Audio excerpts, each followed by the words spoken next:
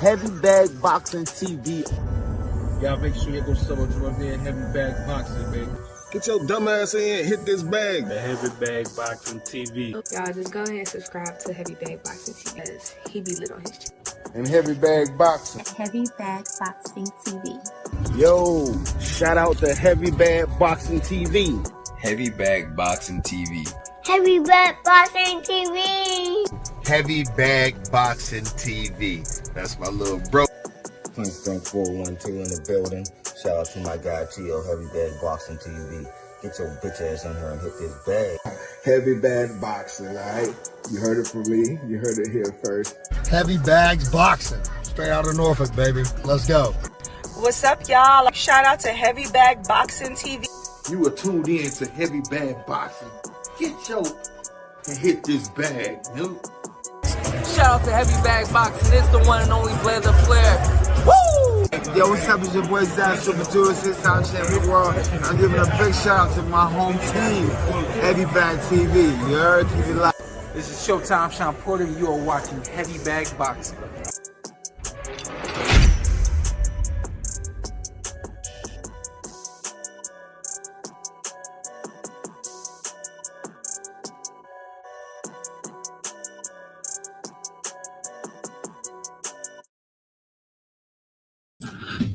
You too. Yeah, boy. Oh, man. Oh, yeah, I mean, hiatus like a mug. Hiatus like a mug. What up, YouTube? It's your Heavy Bag TV, man. We'll get your goof ass in here and hit the bag. Oh, yeah, man. It's about that time. Been gone for a minute, but I'm back like I never left. I come back like Jordan wearing the 4-5. You feel me? Oh, shout out to the usual suspects already in the chat. That's what it do. That's what it do. Thank you for any patience you have with your boy. I have been trying to pump out daily content, man, for the absence, of course. Straight Facts Boxing, of course, the gang, man, DJ Mark, everybody, man. I talk to you guys all the time, but everybody who keeps up with me, checks in with me, G-Wavy, Skip the Stepper, throwing Straight Facts, all y'all, man, I appreciate the love. Now, you see the title, look like Talkston fell apart already, and I should be getting a special guest at some point during this show. So you want to hang in here with me, tune in here with me. We should be getting a very special guest to come up here today and clear a few things up and holler at your boys. Been a minute since we been able to catch up. But look, we thought we had something. And hopefully we do, because I'm not going to front. I was extremely excited about this fight. I ain't gonna front. I was excited. And then I wanted to give Devin Haney all the credit in the world. And I feel like if these talks have fell apart, or if somebody's not pushing forward with the fight, I think it's most definitely Team Haney. Yeah, I think it's Team Haney. Now, hopefully we can get some of this shit cleared up today, but I'm putting my money on Team Haney if anybody was to back out of this damn fight. I'm just saying. Right? And it was all but done. Shout out, and I gotta watch this program a little bit more often. The Boxing Voice. Shout out to the Boxing Voice. They have been hot as firecrackers as far as covering this particular matchup and getting a lot of that shit just done live. Right? Spectacular show. I can only watch it when I'm in the car, bro. I'm just keeping it all the way a bean. But anybody who's out there who's contributing to the sport of boxing, man, you most definitely got my support for sure, right? But shout out to them where a lot of this stuff unfolded live. And again, I'm going to have a special guest on the show in a few here. Hang tough with your boy. Stay tuned in if you can. We're going to answer a lot of questions. But I thought this was all but done, right? Apparently, it came out that Turkey Al-Sheikh had made an offer to both, parties for this fight, to both Haney's and the Normans. And I think it was just a matter of both signing. Now, the report comes out today, and let me see if I can pull up the words verbatim for y'all. Because, of course, here, I want to always give you guys the facts. So, yeah, it was reported that Devin Haney versus Brian Norman fight reportedly off. Says Adrian Clark confirms breakdown in talks. The reasons are unknown, right?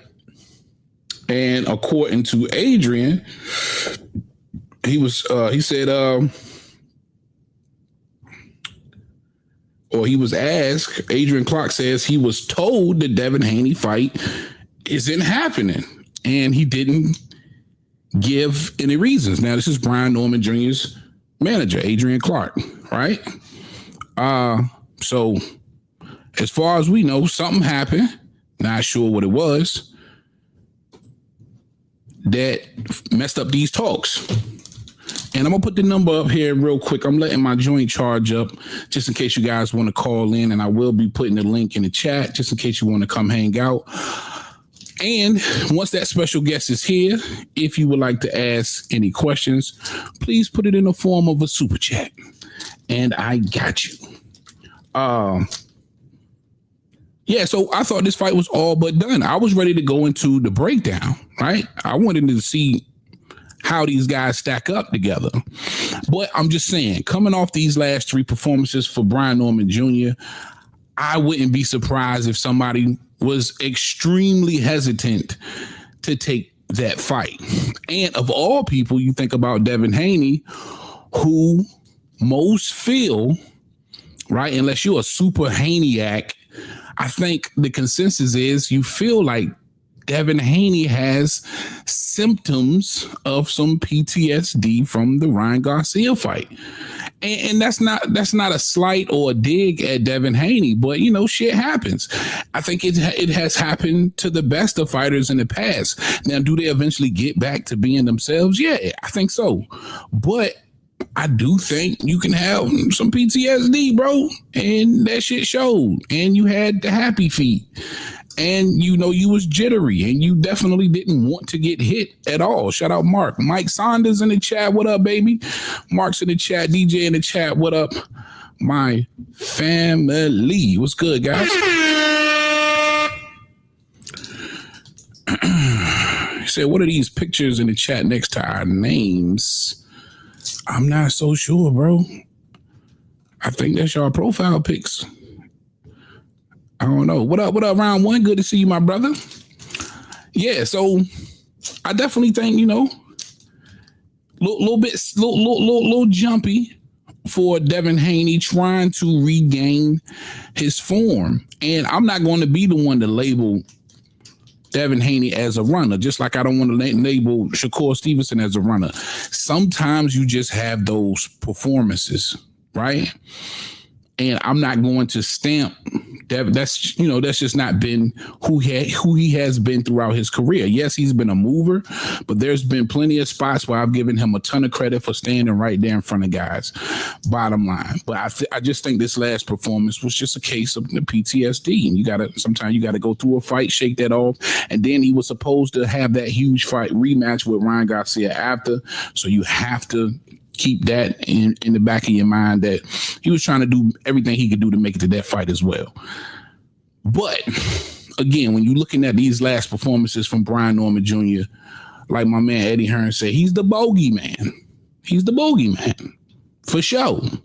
When you knocking niggas the out unconscious and they losing memory, sometimes that might get you to thinking, is this a smart move we should be making? You know, taking on the youngest champ in the game. And mind you, Devin has yet to have a real true 47 fight, right? He did the catch weight basically with Ryan Garcia. He did the catch weight with Jose Ramirez.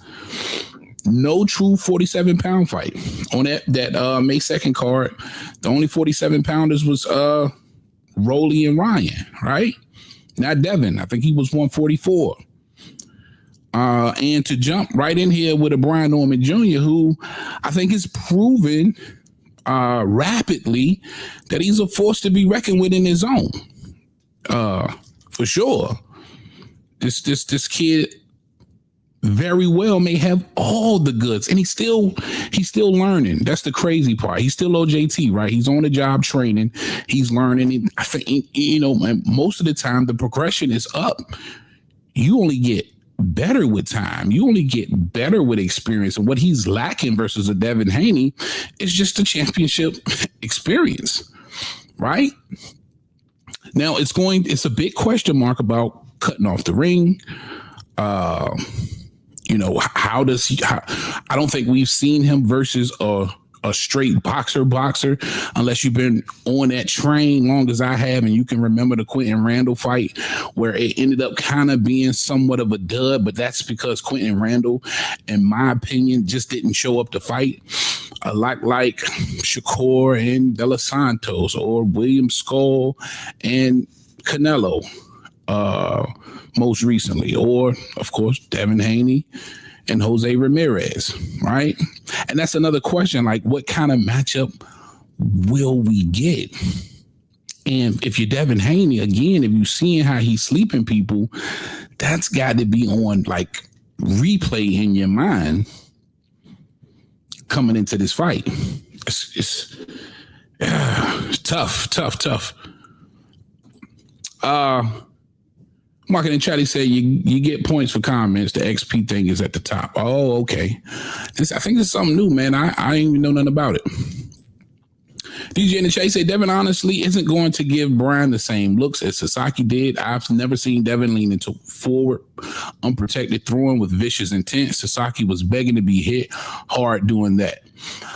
Facts, DJ. The only fight I can remember is he had that kind of game plan was against Ryan Garcia. And I think that was because Bill had a point to prove. I honestly believe because Gervonta Tank Davis was able to knock out Ryan Garcia, they wanted, given the opportunity, they wanted to have the same type of performance versus Ryan Garcia. So they went into that matchup looking for the knockout, and it just didn't work well for Devin Haney. And Osterine or no Osterine, I just believe it was the wrong game plan. You got to give him a ton of credit for being in there, and you got to, you know, denounce and punch down on Ryan for having the Osterine. But Osterine or no Osterine, wrong game plan. I think he still loses for sure. But yeah, that's the only other performance I could recall, of course, from Devin Haney, where he was front foot Dev. And in my opinion, front foot Dev just ain't no damn good, right? Throw front foot Dev in the trash, right? I don't think you don't get to where you're at this level for Devin Haney being front foot Dev.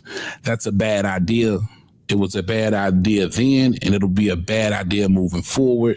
And unfortunately for Devin Haney, you know, maybe with enough value, he could potentially sting you, but he just doesn't have that power to hurt you, man. So you can't really be a front foot fighter without that some sort of equalizer or some sort of, you know, I mean, real physical threat, in my opinion, right?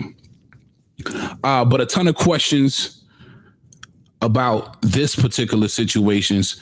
I'm gonna open up the panel here in a second. That's why I definitely want to know from you guys if you want to put it in the chat. Also, smash that like button. If you haven't subscribed yet, make sure you hit that subscribe button. You instantly get access to the chat once you subscribe to the channel. I got you. Feel free to answer any of these questions in the chat, and I'll have a couple up for the panel or a few up for the panel. with this particular matchup. Also, Shakur, Zepeda, a lot of questions there. That's around the corner. Definitely want to keep some light shined on that. I think that's an extremely interesting matchup. A lot of people, in my opinion, when I'm looking around and I'm reading some of these articles and comments, people are giving Zepeda a real solid chance of getting in there and overwhelming Shakur Stevenson. They feel like if it's a smaller ring, that potentially causes more problems for Shakur Stevenson. Could he keep him off him? Can he box, stay in front of him, use his lateral movement, not do a ton of running, and stand in front of Zepeda? How will that show up on the judges' scorecards if it does go all 10? He's the aggressor. He's throwing the punches and bunches. Right? That's extremely interesting. And Crawford, for the very first time, and I've seen him not be 100% confident, right? Giving an answer that he felt like he was 70% confident, basically, about this fight with Canelo Alvarez. And what does this mean for his legacy, right? What does this mean for Canelo's legacy? Because in my mind, for Canelo, this is Mayweather 2. Now, Crawford and Mayweather aren't the same fighter, but I do believe that they are the same caliber of fighter for Canelo Alvarez, right? This will probably be the closest Canelo will ever get to seeing somebody like a Floyd Mayweather again for the rest of his career. And you drop the ball the first time, now you get a crack at somebody who I think many believe is probably just as good. Or you're going to put Crawford up there when it's all said and done, somewhere near and around Mayweather. Maybe not above him, but maybe right below him. So I think it's a ton of legacy for Canelo Alvarez when you look at it like that. This is his second crack, basically, at Mayweather, or a caliber, someone the caliber of a Floyd Mayweather, right? He fought Mayweather at 36. But Crawford, I think by the time this fight happened, maybe 38, right? Or on the heels of 38. So that's extremely interesting as well. Throwing straight facts is in the chat. What up, my brother? Good to see you. Good to see you. Sports prediction. What up? All right, man. I'm going to throw the link in the chat just in case a couple of my brothers want to come up here and hang out with your boy Mike Saunders in the chat. Throwing straight facts, say, hey, Devin is now fighting guys his size and larger, so he can't bully anymore. So from here on out, it's going to be tough for him. True.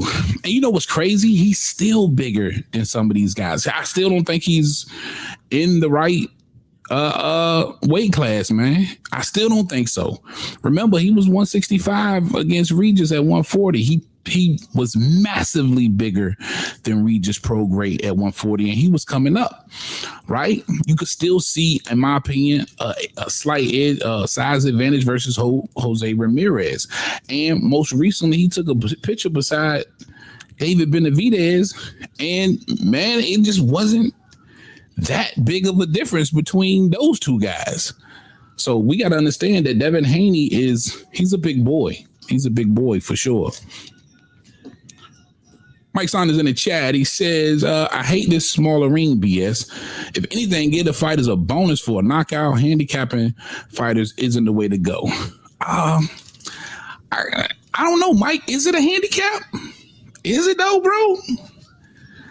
I mean, boxing is boxing.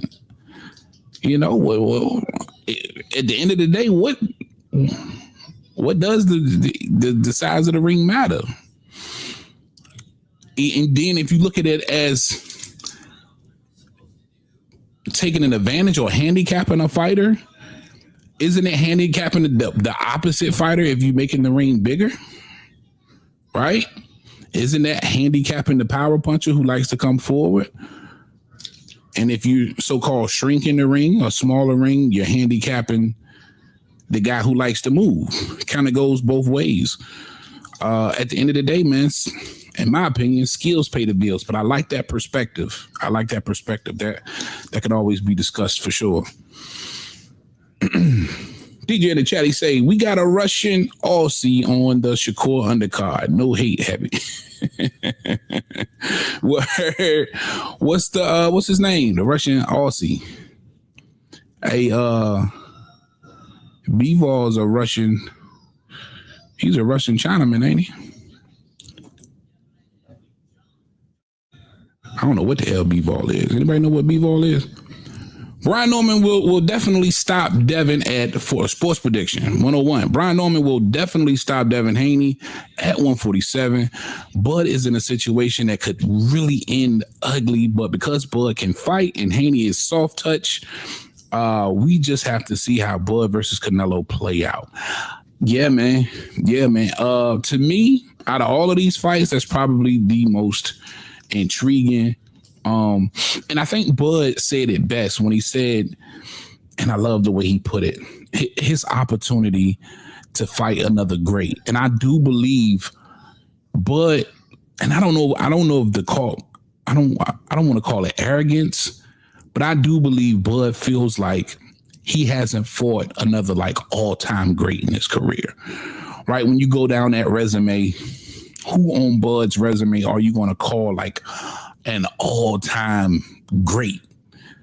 And the way he puts it is Canelo. It's his opportunity to fight another all-time great in Canelo Alvarez. So, and again, anytime you can match up any of those guys on most people's top pound for pound list, that should be a hell of a fight, man, for sure. It's just so much to fight for in those fights. And we all know Bud, man. If you push that button on Bud, and that could be detrimental and a part of his downfall in this fight. But man, we gonna see. All right, let's bring up a couple people in the panel real quick, and I will get back to, of course, the chat. My guy Red throwing straight facts. What up, boy? What's happening, man? What's going on, fellas? What's up, bro? Different round, man. Yes, Sirski. Long time, Red. Can y'all hear me too? Can you hear me? Yeah, I heard you buckle up.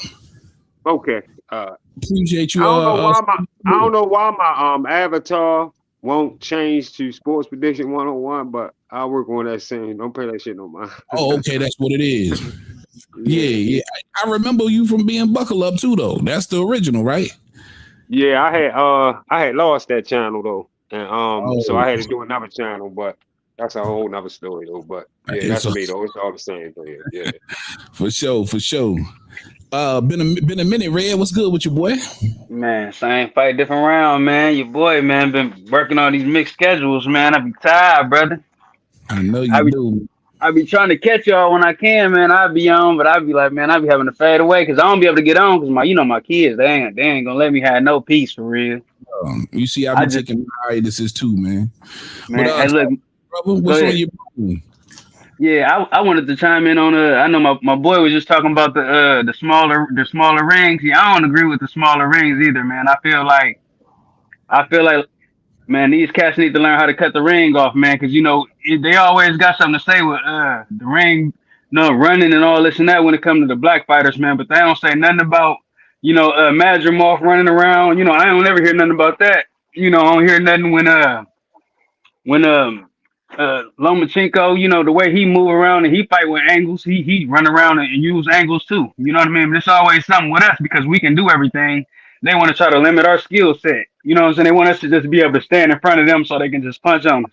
The whole thing is to hit and not get hit. I do understand that it is a difference between, boxing and just running. I do get that. Like what Devin was doing most definitely was running that last fight, which I kind of expected though. I ain't think he was just I ain't think he was gonna just, stand around and sit in no pockets and nothing because he ain't comfortable with, he ain't confident yet. You know what I mean? But and taking a punt. Yeah, but my thing is, man, if you can't stand in front of Ramirez, bro, you shouldn't be trying to fight Brian Norman because Brian Norman athletic. He ain't no flat-footed fighter for real. You know what I'm saying? Right. He a puncher, but he know how to cut the ring off. You ain't gonna be able to jump around away from him. You know what I mean? That's what I think. And another thing, man, the man hit so hard. You know how Bivol said better be punches feel like when he punched through his guard, it still feel like he getting hit. Mm-hmm. Yeah, I feel like Brian Norman gonna have that same effect if he fight Devin. for sure. I can see that element playing out too. For sure. Yeah. Brian Norman, nice man, and they say Bud ain't never came out and said that Brian didn't put no work on him in that sparring. He ain't never come out and say nothing. Bernie the boxer came out, but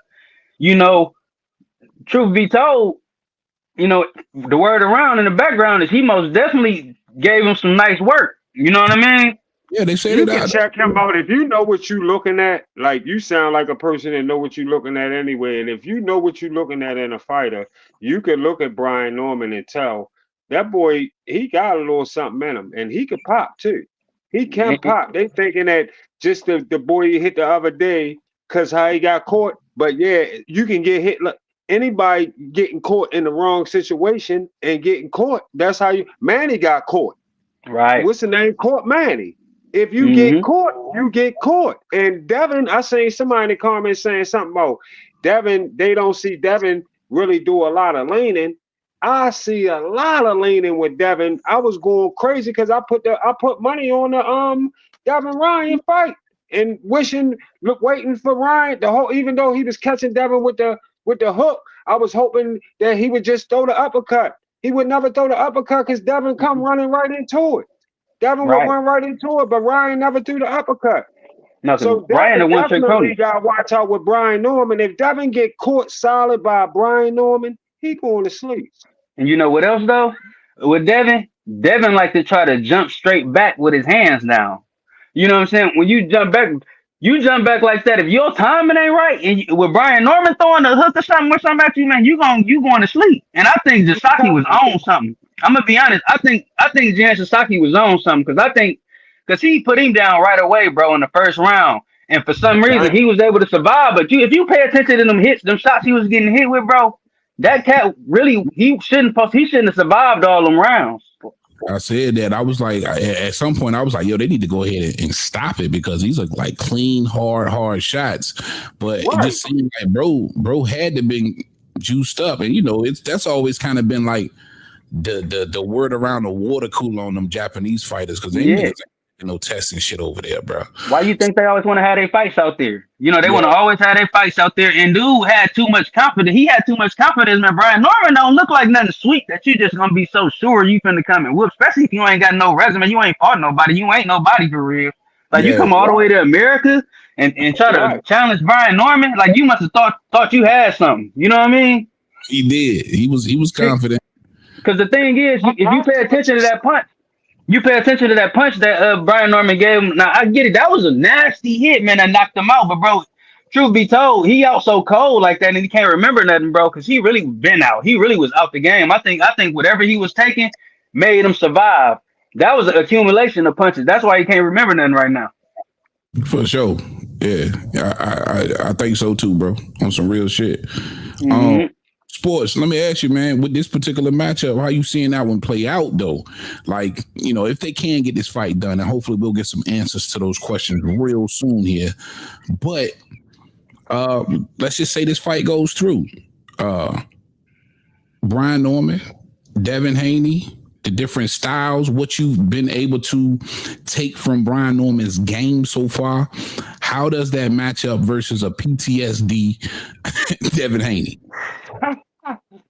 Man, listen, that's easy money for me on that. I'm gonna give y'all whether y'all gonna take it, whether whoever gonna follow me or not. When I put the video out, as far as when that fight get made the week before, put the bet on whatever rounds I'm gonna call or whatever, whether they follow me or not. But that's easy money that night. He just gotta get a hold. He gotta catch him doing something wrong. Like I really think he gonna catch him doing, because the last fights I done watched Devin in, all the last the fight that he was just in, all that damn running he was doing in that last fight, and the fight with Ryan, and the fight with Lomachenko.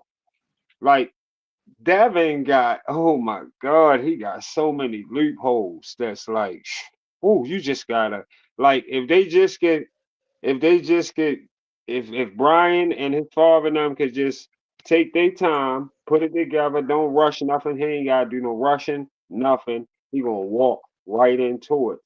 I'm telling you, Heavy, that's what's gonna happen. I believe it. I He agree gonna with that. walk right into it. I'm telling I you. agree with it. Yeah, it's the patience and poise that he displayed versus Sasaki, who, and see, I just don't think people truly understand how game this dude was. He wasn't 19-1 with 17 knockouts for no reason. The dude had pop, and he was game. And the patience, and if he can just kind of display that same kind of poise versus Devin Haney, I think he can have a ton of success countering Devin Haney while Devin Haney is trying to land off that bite, right? So right. That's one element of that fight that I think could work in Brian Norman's favor as well. Shout out my guy Punch, man. Join us. Punch Talk is in the building. What up, Punch? What's going on, T.O.? How everybody on the panel tonight? What's happening, buddy? What's up, bro? Chilling, dog. Punch. Yeah, man, you know me, man. You seen what I was talking about yesterday. I was talking about it yesterday, bro. I think this is a good idea for them to pull out from this fight. Like, you know what I mean? You ain't even tested the waters at 47 and you try and jump in the ring with a killer. Bad idea. This is the same thing the Haney's always do with the promotion, try and get their name cracking and then pull out at the last second. I'm not surprised by that, but I thought it was a bad idea that he was trying to get in there with Brian Norman anyway. When you susceptible to left hands, Brian Norman is constantly evolving every single fight. You look like you hit the ceiling. You look terrible in New York. Nigga, you need to ease your weight in the 47 before stepping in the ring with a killer like that. So personally, I think it's a good move. Not fighting him. Because if you do fight him, he's not getting past the 5th round. In my opinion. You pillow fisted and you got a glass jaw. It's not gonna be a fun night, bro. hey, did y'all hear Brian Norman and Bill arguing and Bill disrespected Brian Norman Senior moms and all that, calling her a B and all that? That shit got way out of control. I didn't think you know what that is? You know what that is? I ain't never seen Bill get that pressure get to him. I think, and then Brian said that Turkey Ben told him about that fight. Bill tried to make it seem like he doing him a favor, giving him the fight. Yeah, now that's the part I did hear, and it's Bill be trying to make himself feel like he really putting some of this shit together when it comes to Turkey. Like he the boss. Yeah. We already know y'all niggas ain't paying for these. What is Devin Haney Promotions ain't putting up the bread for no big fights, my nigga. No fights. Thank you. I drop on that type shit all the time. Thank you for bringing that up, Heavy, because I drop on shit like it's the type of shit that I be dropping on to make sure people understand that, because you goddamn sure right about that. Go ahead. That ain't cool the way they be trying to look down on people. Like, I mean, that rubbed me the wrong way. I heard that today. That rubbed me the wrong way, man. Because I had respect. I had a lot of respect for him, and I was really giving him credit for taking that fight. I'm like, yeah, but then when I found when you listen to it, then the way he responded to everything, like you can tell he got under Bill's skin, and you can tell there's some truth in that. You know, when you get mad like that, especially when you a dude that usually be poised, you don't want pissing people off. When the table turn and you don't want mad, let you know there's some truth to that. You feel me? Yeah, now I didn't hear that back and forth, man, where he got so y'all saying he got disrespectful with Brian Norman Jr. on the phone or seniors? It's no Bill called Brian Norman Sr. Mama a B. Like he's like, man, your mama a B. Woo, this and this and that. And then Brian, like he brushed it off. Brian Norman Sr. One thing I'm gonna give Brian Norman Sr. credit, bro. He was super poised. He tried to bring like he's finna say something. He said, you know what, bro? I ain't even gonna say that, man. You can have that. You can have it. But Bill was like, no, man, yeah, she is a B. You a B. And he's like, really, and I'm tripping because I ain't used to hearing Bill like that. I'm like, man, this ain't like Bill. Yeah, you know what I'm saying? And Brian must have thought about it. Brian thought about it. He like, man, make it go dig your mama up. Like, he got tired. He like, yeah, man, I ain't finna let you disrespect me out here on live, you know what I'm saying, live TV or whatever like that, man. He wouldn't have treated him, but I respect him because he tried to be the bigger man. He ain't let him. It's only so much you can take as a man, you know what I'm saying, before you gotta show your side too. You feel me? I would love to, man. I got to go back and listen to that because what the hell was the build up? How did they get to the point? Bro, it went from a regular. Because Brian Norman exposed him, exposed the fact that he kind of made Bill look stupid. Made him look dumb because Bill tried to make himself look like he was doing him a favor, and he's like, man, listen, Turkey. Because the thing is, Turkey told asked Brian Norman them about the fight before Bill knew. So Bill was coming at Brian them and going on the voice or whatever, the boxing voice, and making it seem like they calling them out. When in real life, Turkey already talked to Brian, and Brian's so smooth because he never said nothing about it. He just played the game with Bill.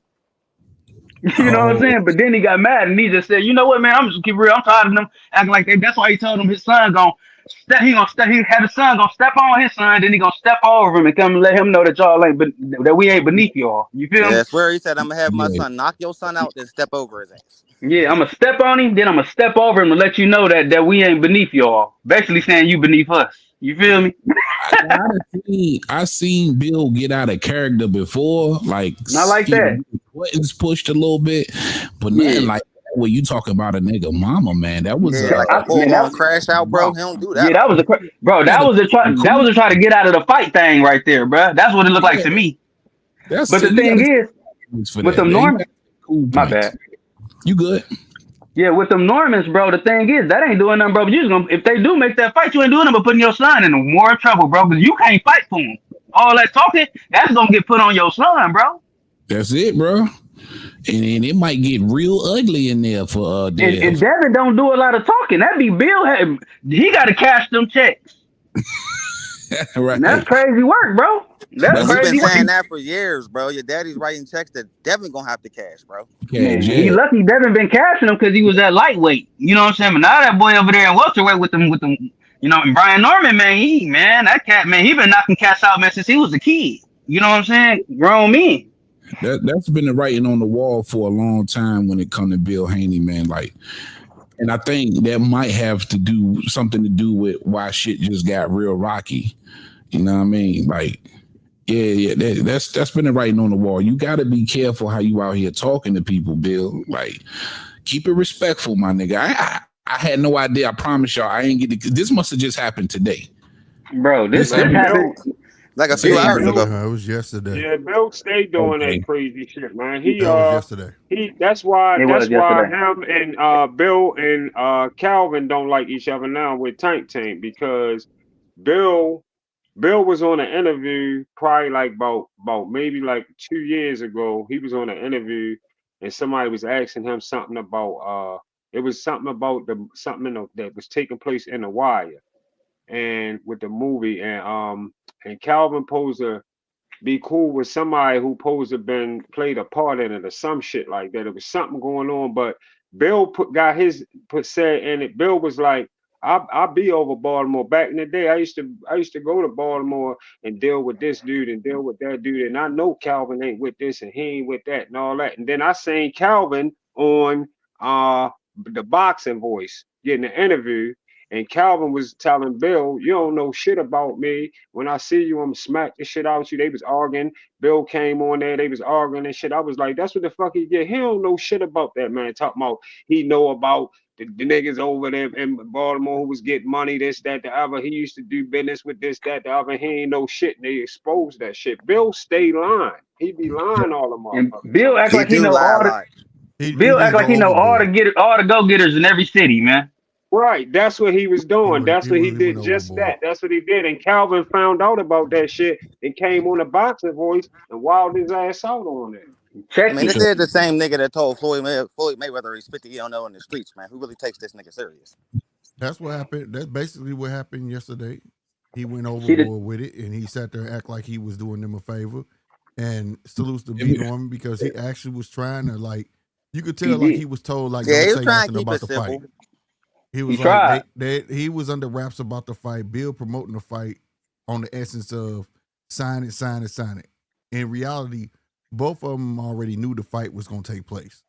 But B Norman was told like to hold back, just play the game. Basically, that's what it sounded like. But Bill went too goddamn far. And he was like, all right now, Bill, I'm trying to keep my damn mouth closed. Yeah. Make me expose you, bro. Then he said, what about that phone call you had this morning since you want to talk? And he called somebody in a gym and told that person to talk to B Norman and let them know like they really don't want to fight X, Y, and Z. So Bill thought he was bullcrapping. That's when it went left. And that's when it went left. He said, and it was Bill that messed it up because Bill said, call him then. B Norman said, bet. called him, and dude was like, "Yeah, you called me this morning, saying that he's ruining your brand X, Y, and Z." And basically, we just want him to say that Devin's a good fighter and just let shit just slide under the rug. Damn, and that's when that came out. Bill was like, "But what were we talking about in between that?" B. Norman, like, we don't give a fuck what you was talking in between that. Well, that's what needs to be said. And that's what matters. When he got called him a bitch, Yep. and then it was a nigga thing. That's when but it was the way left, Bill right was saying nigga. He was, you know, if you know how you try to get at somebody. Like if I be like, "Nigga, who the fuck you?" And he was like, "Look, Bill, could call me nigga," like that, like. Chill the fuck out, you know what I'm saying? Went from brother to nigga. And it went from that, then it went to bitch, then it went to your mama's a bitch. Then it went to your fuck you, your mom. It went off the rails, and then that motherfucker exposed Bill. He said, "You fucking cokehead. That's the fucking problem now. That's what the fuck wrong with him. That's why he sound like that. He hot. Aired him right out, bro. He aired him clean the fuck out. He be like, "Yo, what's up, King? Then he called back with that shit. He called back with that shit and apologized. I bet he did. He called back. That nigga Ness's face, man. He couldn't believe it because he made old boy knew Malachi knew something was up because he was like, "You know what, Bill, bro, I'm gonna have to let you go, bro. I'm gonna hang up on you, bro." You know what I'm saying? Like, he knew Bill was out of pocket, bro. Bill crossed the line, bro. Yeah, he did, big time. He moved up the line, bro. The man went from brother to nigga. Yeah, no, he starts out with King. It was always King and brother. Yeah. You know, now it's nigga. Niggas and bitches. Then when you get sick, it's nigga. He lied about everything. Then he say he raised Shakur.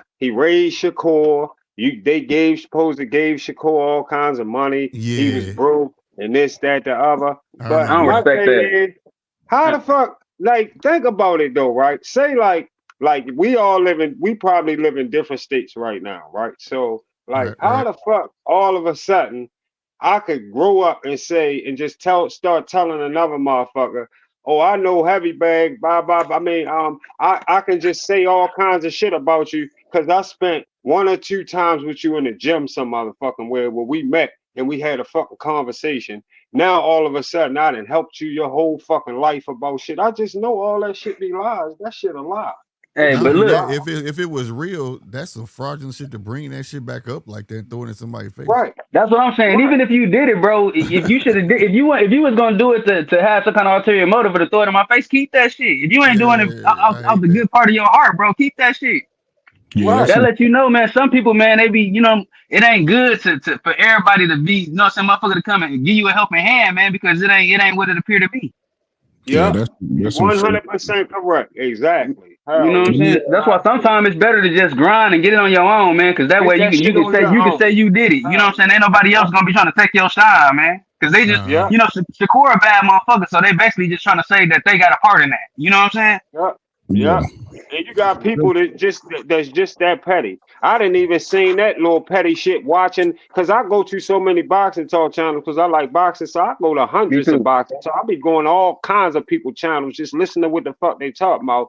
And you hear people talk about you hear motherfuckers always talk like I done heard motherfuckers talk about how they help another channel, tell them how to build to do something or some shit. Like I helped him, told him how to make this shit for his channel and do this. That's what he started through me. That's and this trash. time I said, I be just sitting there looking at that shit like these niggas crazy and shit. Like, they be talking about the pettiest, dumbest shit. Like, so what? So real what quick. you help the nigga know how to make something on his channel? Yo, shut the fuck up. Real quick. Let me let my man. Shit. So Real what? quick. I feel you. Let my man D Calico get in here, man. What up, D Calico? Appreciate you joining me, man. Where you from, man? And what's your channel name? Yeah, man. This, you know, D Calico. You know, on YouTube is Shadow Band. Shadow Band. Okay. What up, Shadow Band? All right. Yeah, I was trying to figure out if I can recognize you. I recognize you. Yeah. This is me. Yeah, this is me. Yeah. What I was gonna say is, like, I wonder how people feel about the Tank and Richardson Hitchens ordeal. You feel me? Like I look at that as petty as hell. Yeah, that's the same type of shit. Yeah. Like Tank be going overboard. Nigga, I'll give you that chain. Nigga, I'll let you hold that necklace. You know what I'm saying? Tank been exuding feminine energy though, man, for years. Like I But wouldn't it's want the Tank kids, to do nothing period. for They me. own that type of time. Like they think that's all right. You know what I'm saying? Them niggas They think emotional, that's man. all I right. All these think boxers emotional. Mayweather made him like that. You feel me? A lot of these young boxers nowadays, Yeah, they real yeah. emotional, man. Yep. Yep. Fact. They don't have no old. Because they They don't don't got no have the Yeah, these old father. school niggas are fragile, mindset. They bro. don't have that old school mindset at all. Whoever you right, they don't have that no more. It's not Nah, not man, a these lot of them. cats Just a few sensitive. of them. Like the thing is, don't nobody like you, bro. So what? You paid. You know what I'm saying? At the end of the day, bro, go step on them, motherfucker, and keep it pushing. Get your That's paper. That's that's what the you in it for. that's I the don't part know they lacking. these fans that y'all mad about. You don't know them, bro. They don't know you for real. You know what I'm Yep. saying? But they paying you if they like you or not, because they watching your fights and they talking about you. They texting about you. They sending messages about you. They on sites talking about you. But that means you doing what you're supposed to do. That's your whole job. Yep. Good, bad, and ugly. You know what I'm saying? Yeah. Fact. Man, let me tell you, like somebody just now came on here and just said Floyd did fuck up some shit. Like, He you did a know, lot. I'm gonna tell you like this, right? Like, I don't want to talk bad about Floyd. Like, you know, Floyd did what he had to do. No, he I'm gonna tell ruined you like this. boxing. Floyd, when Floyd did what he was doing, we know Floyd did a He lot of ruined it. cutting through shit. He jumped around shit too. Yes, Floyd jumped around fights. I know that for a fact. I can say that. I'm not gonna sit here and act like he didn't. He jumped around a lot of shit I wanted to see him at. But bottom line is, y'all, it was the antennas wasn't up like they up right now with all of us. They wasn't up. The antennas wasn't up when Floyd was doing what he was doing. So Floyd slipped through a lot of shit. And he had the career that he had. He got that fake ass 50 and 0 that I count 49 and 0 because Conor McGregor not no motherfucking boxer. And he was very successful. He made a lot of motherfucking money. And that's what it is. Now these little niggas came behind him. That's why he just said they try to be like Floyd. They came behind him, a lot of them, and they try to mock him. And by him having Tank, by Tank being close to him, that close to him, oh, he definitely put all of the energy he was putting out, he put that shit in Tank. And Tank started doing the same shit because it started at 130 when after Tank won the fucking belt from his first belt from Hernandez. When he won the first belt, then I wanted Tank to fight the goddamn boy he told to go get a belt from Philly. Had a messed up eye a little bit. Tevin Farmer. I wanted to fight either Tevin Farmer or fight Lomachenko or fight that boy Burcho. I remember the fucking champions like yesterday. And like, why he not gonna get them? Why you not unifying? He should have been unifying right there. That's when I said shit ain't going. Oh, here we go. Here it go. Here we go. You know, go to 135, you don't even fight the nigga you don't go at Devin. Devin the champ. I think Devin had the belts. You don't go at Devin, you go fight this you go fight Gamboa. You ain't go get the belts from where you need to go get the super belts. You go fight Gamboa. He had a fake belt, a regular belt, a Captain Crunch belt. Yeah. Yeah. That's when I said that shit ain't this shit. Here we go. Tank get ready. Here you go. Tank doing Floyd shit. Y'all get ready. Tank get ready to be on some Floyd shit. See, but the thing with Floyd though, Floyd did his thing first though. When he was the pretty boy Floyd, he was fighting everybody. People was ducking Floyd too. Yeah. It was the Money Mayweather that these niggas trying to be like. You know what I'm saying? Right. They trying to gain that blueprint, but it's been trickled down. It's sad that we going through 2 generations of this. You know what I'm saying? Or 2 classes, if you will, from Earl and them, and then on down from the PBC thing. They thought they was gonna keep that same type of train going, and then now like you got the Shakurs, the Devins, and all of them, where they feel like they can mimic those guys. You know what I'm saying? So I'm just hoping we ride this out. What make it hard? What make it hard is the fact and all them can step up. And Brian Norman, because they seem like they want to step on something. You know what I'm saying? Right. On top of them doing that. Change it. And we can help change it by talking to motherfuckers like how we is now. We need more of that to make sure they hear it so it can go in that direction because we want the old school shit back. It's a few of them in here now. Like we just said, Brian Norman, I think he got that type of mentality. I like Bud's mentality. I like Alexander Usyk. Some of these guys. They're the ones that get shitted on. Yeah, and they like they got the old school type of mindset. So yeah, that's what we got to get back. Yes, it's that. It's with the boxers, and then on top of that, it's with the promoters doing all this marinating shit too, man. Let these cats fight young, man, so they can come back and redeem themselves a little later in their career when they get some more seasoning. Let them fight young. You ain't got to marinate everything. Make room for the real niggas, man. Make room for the real niggas. But real quick, and that's what I just did a piece on Tank Davis, why I feel like he's doing us a favor by retiring. This is what I need for people to realize, and especially the casuals who might catch this particular video alive. You got to understand just how, when you make these cats that big, how influential they are. Like with Mayweather, so influential that these cats they don't want to be Pretty Boy. They want to be Money Mayweather, the guy who really truly influential. And Tank has reached the height to where he's crazy influential.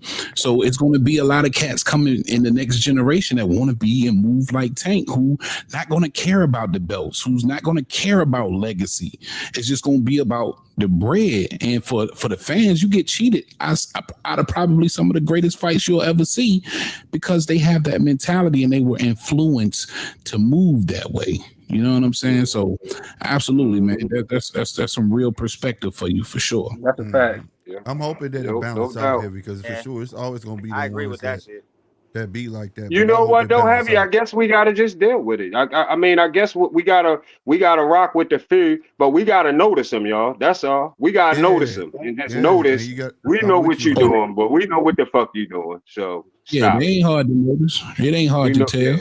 They be getting shitted on. Bro. That's what's killing me. It's like an ass backwards world when you see guys who actually want to smoke, and then people don't want to acknowledge that they getting dodged. And then people got excuses. Well, who did he ain't done nothing. He ain't did this. He ain't did that. Like, you don't see the skill set. Like, you didn't have that same type of feeling when you saw Tank in him again. Like, this kid might be special. You know what I'm saying? But at the same time, when I seen Tank sit there and say that he did with this Shakur dude, that really just blew me. I just said, you got a fucking nerve to say when you say, what did he do? He ain't done nothing. What you mean he ain't done nothing, Tank? The man, he won a fucking belt at 126. He unified at 130. And he got a belt now in your fucking division. What the fuck is you talking about? He ain't do shit. Do you not even know the sport you playing? Do you know the game you playing? It's like, y'all don't even know what what is you doing? And that was a hell of a ball to drop when he was at 126. They could have built that up. We all looked at him like he was crazy when he said that shit. Yeah, like what you saying? I don't get that. Like, what you mean? Shakur came into the professionals, man, decorated. Used to hear people say that about Bud when Bud came to 147, especially them damn other channels. You know what I'm talking about. I go on them channels. I hear him saying, when Bud was at 147, I'm talking about they would be veins busting out their fucking head talking about he didn't do shit. He didn't do shit at 135. What he did at 135 and what he did at 140 don't mean shit. He ain't do shit at 147.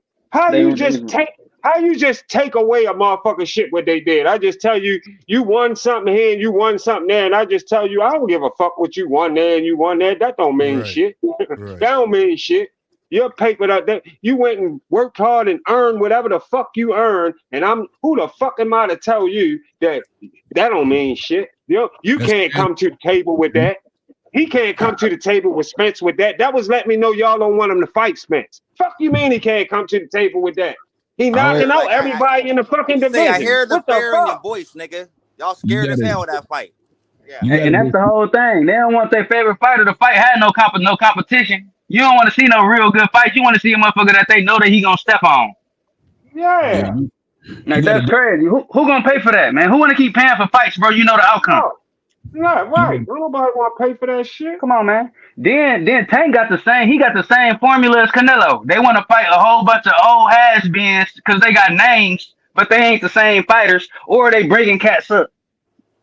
You know what I'm saying? That's their whole resume. Tank tried to follow the same formula as Canelo.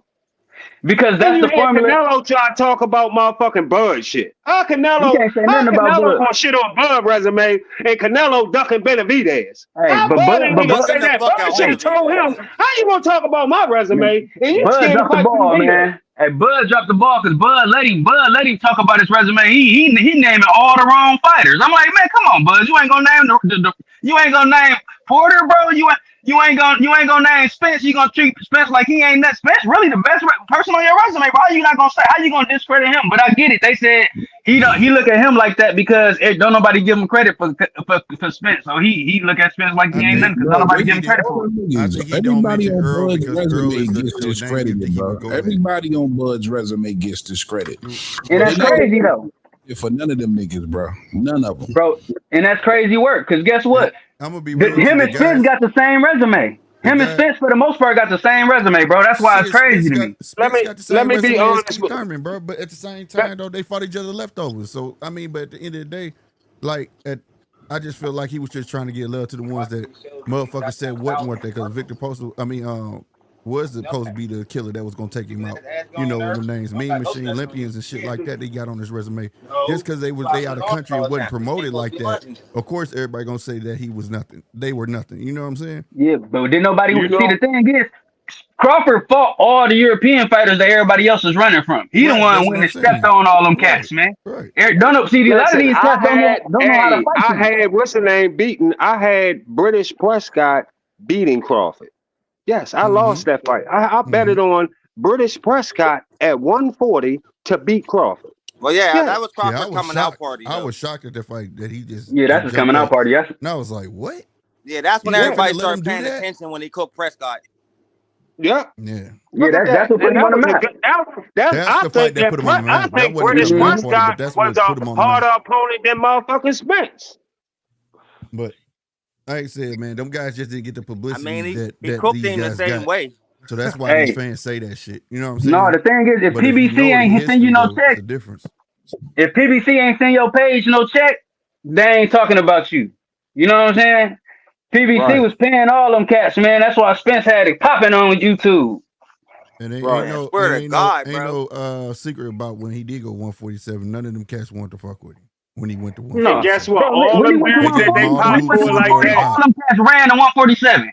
Yep. Danny Garcia, all them cats ran to 147. Right. All them dudes that pop like that for PBC, that like you said was doing that shit for PBC, they've been doing that shit. It started with Deontay Wilder. All they fighters lost. Every time they rode the fighters, it started with Wilder. Mm-hmm. And then they tried to keep it going. Then what's the name of them pulled that same formula? Bill tried to use that same formula. Every time they talk about Wilder and Joshua, they always try to I hate that they go on their channels and they try to brainwash the casual people who don't know what's going on. They got a lot of them thinking that the $50 million offer was the initial offer. You won't even believe how I got motherfuckers actually like, and I gotta explain to them like, yo, that shit ain't true. Why the fuck you think? No, AJ was the motherfucking A side. AJ had the 3 motherfucking belts. Eddie Hearn sent Wilder a $12.5 million offer. And Wilder turned that shit down, and they counter offered with that dumbass fucking $50 million. That was some bullshit ass shit anyway. They don't even know where the fuck the money was coming from. That's a duck offer. Before that, it was a 2-fight deal. You go find the audio from my boy. What's my boy? White dude. Damn, he got his own promotional company. I can't think of his name. Help me out. Lou DiBella. You go find the audio, bro. He got fired. PBC fired him because he went to Deontay Wilder and said, "Hey, I done secured a $100 million deal for you. It's a 2-fight deal to fight AJ." Right after that, they fired him. Crazy work. Hey, that was that. You know what deal that was? That probably was the shit that he got with the shit that Dazin got him. The shit that Dazin was trying to do with him. Hey, Wilder looked good in that open workup. I didn't see it. And guess what? And you know what one of them channels that support him tried to say? They said he didn't. They said that Wilder didn't take the 12.5 mil because it was going to make too much money. The fight was going to make too much money. But right now on all those same channels, they are wild your ass out. They wilding T.O. out about that motherfucking 11 mil. T.O. turning down 11 mil. They cracking T.O. head about that 11 mil. But they wasn't saying shit about Wilder turning down that 12.5. But T.O. ain't never made $1 million damn near, bro. Yeah. And Wilder at that time was only making $1 million. He was making $1 million a fight. Wilder showed you that you can That have must no have been technique and that must have have been a long mad time ago. knockout power, and you'll become rich and successful. Like Wilder, they were trying to call Wilder the next Bro, Mike Tyson. That's why bro, he was turning down $12 million bro, paydays. Brian Norman is His that. head was too building up his big. ego too crazy. But Brian His Norman head Jr. too big. is that. And we bragging on Brian Norman Jr. Hey, Brian the Norman crazy Jr. thing, is a Brian ball Norman in I Jr. can every see the fight, man. potential You know, in he's Brian worthy Norman of Jr. praise. Deontay He's Wilder just never now really getting threw his boxing. love. He's just now getting his love. I've been telling And motherfuckers Brian Norman I was a don't know if he problem. no real Deontay Wilder, man. Jen Sasaki, that shit don't impress me. I'm not gonna lie to you. No, that didn't impress me. It didn't Nobody's supposed impress to be me. looking at Jen. I was But looking at him. His No, seeing a improvements. nigga that get carried out on the stretcher, that that impressed That's knockout, what me. I bro. look at. That That's how I knockout would look at impress it. That me. impressed me. I don't care That who nigga's it just was. now I don't waking care up who from his said coma. it. I'm impressed. Hey yo, if you go look at Deontay Wilder's resume on box, some people don't really pay it no attention real heavy, and you go look at some of them numbers. Do you realize, first of all, Deontay Wilder became a champion after 30 fights. It was like his 32nd fucking fight. And if you look at the fucking resume, Wilder in his fucking 20 to 30 fights, I think it's like the 29th fight, he got a motherfucker on there that got like 17 fucking losses. He So Oh, he he he did, he bro. Motherfuckers. That, Yo, he was fighting his fame motherfuckers got with so records crazy of because he had 31 knockouts. So that's why his hey. win So average what? was the same amount of knockouts. No, like people wasn't used to seeing shit like that before. Because remember, a lot of these niggas didn't get to see the Mike That's the same Tysons thing and go shit. for So Jen Sasaki when though. they seen a nigga come So in what? He got a 31-0 boot. or He 31 got a boost knockouts, resume. I mean, I ain't gonna It's lie, that's what crazy stuck how out to you me can when I have all first seen those him. knockouts and people don't really know what's going on, how they can hide that shit like that, and made him look Yeah, to that good. build you I up. knew when he fought I was going crazy for him to get in with a A-level opposition, and I didn't know if Whistleman could come off the bench and do it. Furry, I ain't know if he really could do it, but once he got warmed up, he I got done knew what I that was pretty a much thought problem. he would get done. And Joseph Parker and Whistleman already knew they was gonna beat the shit out of him. I thought Whistleman Well, fuck yeah, around and like kill his ass Deontay to make Wilder him looked don't think dumb as hell about trying to boxing. fight on the back foot. That was I the was Any fighting worst for the boxer, fucking longest effort. for him any to fight high IQ Zion for the boxer's gonna longest. whip Wilder, man. Any boxers any heavyweights that know how to box gonna beat Wilder ass The if they thing, got the size. If they got the that's That shit off size. of the easier side. said I'm than gonna say done, when he boy. fought true That heavyweights, shit it was a easier said problem than in his done. boxing skills. And watch out for that right hand. I'm about to say Yeah, Wilder. if you're a one trick pony, bro. You see, Rolly ain't the brightest, bro. But if you can nullify one move, bro. Mm-hmm. Bro, he not like that. Facts. Real For Rolly quick, one, kept that right for hand one, up he that got whole reach fight. over most opponents. real quick. I'm talking to my dog, Brian Norman Sr. here. He gonna be jumping on in a minute, so I'm gonna clear the panel. I'm gonna catch up with him, and then Okay. if you do got some questions for him, put them in the chat, and I'm gonna bring a We couple of y'all up. appreciate you. Panel, All right, okay? love. No doubt, bro. All right, But Heavy. not yet. I'll let you know when he's coming. But yeah, man. We can still stay right now. Just stay for right now. But when they come, we go ahead and roll out. Yeah. You ain't got to pill out now. My bad, Red. I ain't mean to run you off. But damn, let me grab this steering wheel real quick, because I know we touching on a lot of shit right now. I like to try and stick to the Oh topic. yeah, we having a good cook right now. I'm loving this. I'm in here rolling up, getting ready. I'm keep it going. For sure. Real quick, man. Shout out everybody who's in here joining the conversation. Make sure you subscribe. You can also get in the chat. Shout out Adam, man, in the chat. I see you, brother. Everybody in the chat. If you haven't subscribe. Got a special guest coming up. Also, hit the like button for your boy. Y'all know I don't be live often, but at least do me that favor. Salute your boy when you walk through the door. I appreciate that love.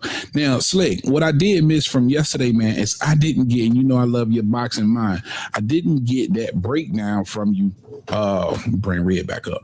I didn't get that breakdown from you on that Brian Norman and Devin Haney, right? If it does go through, if it does happen somehow, some way, how does that play out? I'm gonna be real with you. As long as Brian Norman got patience, the same patience he had with Jen, he'll weather that storm. But I'm just not convinced about Devin, because, like I said, I'm not ready to call him a runner. I'm just not. I'm not gonna call him a runner. What he did was running, but I'm not gonna call him a runner. If he does it again in this next fight, yeah, he's officially a runner. You know what I'm saying? Yeah. Get ready. Because I think just Turkey just be messing stuff up, bro. Putting the bag out in front of these cats, and then I'm gonna play safe in this. That's why I think it really was. he was gonna play safe, this and third. Now, when he got in his face, he was scared of getting hit, though. I will say that he wasn't with that at all. You know what I'm saying? But I think that was part of it. But if Dev could sit back and we get Rougarou, like how he fought Rougarou, get behind that jab, we might have a fight. But I got Brian Norman winning it, though. I mean, too heavy a puncher. You chose to go after a killer. People want to nitpick and saying that he can't move and this and third. Well, I saw him moving a whole lot in the Jin Sasaki fight. I saw him weather storm. I saw a comfortable kid, you know what I'm saying, that's growing into his own. I don't look at Jin like he was supposed to be the most skillful person. I was just looking for the improvements from the Centillion fight and so on and so forth. You know what I'm saying? The kid just getting better and better. Poise. You know what I mean? You know, I'm not gonna make this fight out to be the Super Bowl of their career or nothing like that. You know what I'm saying? It's a good fight for their level at their career, and it's a damn sure a good name for Brian Norman, in my opinion. You know what I'm saying? To have on his resume. This is the fight that puts him on another level. This catapults him, in my opinion. Yeah. Real quick, B Calico, I didn't get your breakdown either, man. I know you came through here talking about Tank, but this Brian Norman fight with Devin Haney, this could be a really big fight for a lot of hardcore fans, I would definitely say. And I think Devin still has some power to bring in some casual eyeballs as well. I know a lot of people still just don't know who the hell Brian Norman Jr. is, but he's a rising star for sure. How you see that one playing out, Shadow Band? Yeah, man. I want people to probably go watch the Brian Norman Jr. versus Quentin Randall fight. Yeah. And like that fighter had the most similar style to Devin Haney that I've seen Norman go against. And it gave him difficulty, Mm-hmm. And we gotta admit Haney's better than Randall. You know what I mean? For sure. So surviving is a real possibility, and I don't know why people just can't see it. Of course, we can all see that the power is there to stop any man in boxing. You feel me? So, it's truly 50-50, It's truly 50-50 because I can only see Norman, winning one way, just like I can only see Haney winning one way. But we could be surprised, like this guy has gotten hit with some flash knockdowns. You feel me? It's not like he can't take a punch, but he can get caught out of position. So a lot of people might be surprised. I'm gonna just be honest. And I don't think it'll be the last time they fight because it's so early. If they were to fight now, right. Norman would go take somebody else's belt if he lose, or Haney would go take somebody else's belt if he, survives a regular fight, not getting a war. He can't go to war with this guy and really continue to be great. I'm just saying. Yeah, you're gonna have to do it the smoothest way possible. And I think he can. Are you expecting that Jose Ramirez performance from Devin in this one? I wouldn't say that.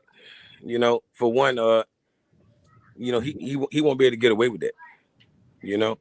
Like he's not fighting a guy that's like when you go back and watch the Jose Ramirez literally, when he let his hands go, his feet have to be planted.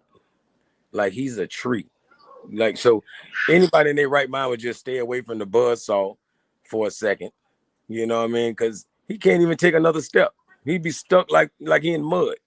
You know what I mean? So Norman is a lot different.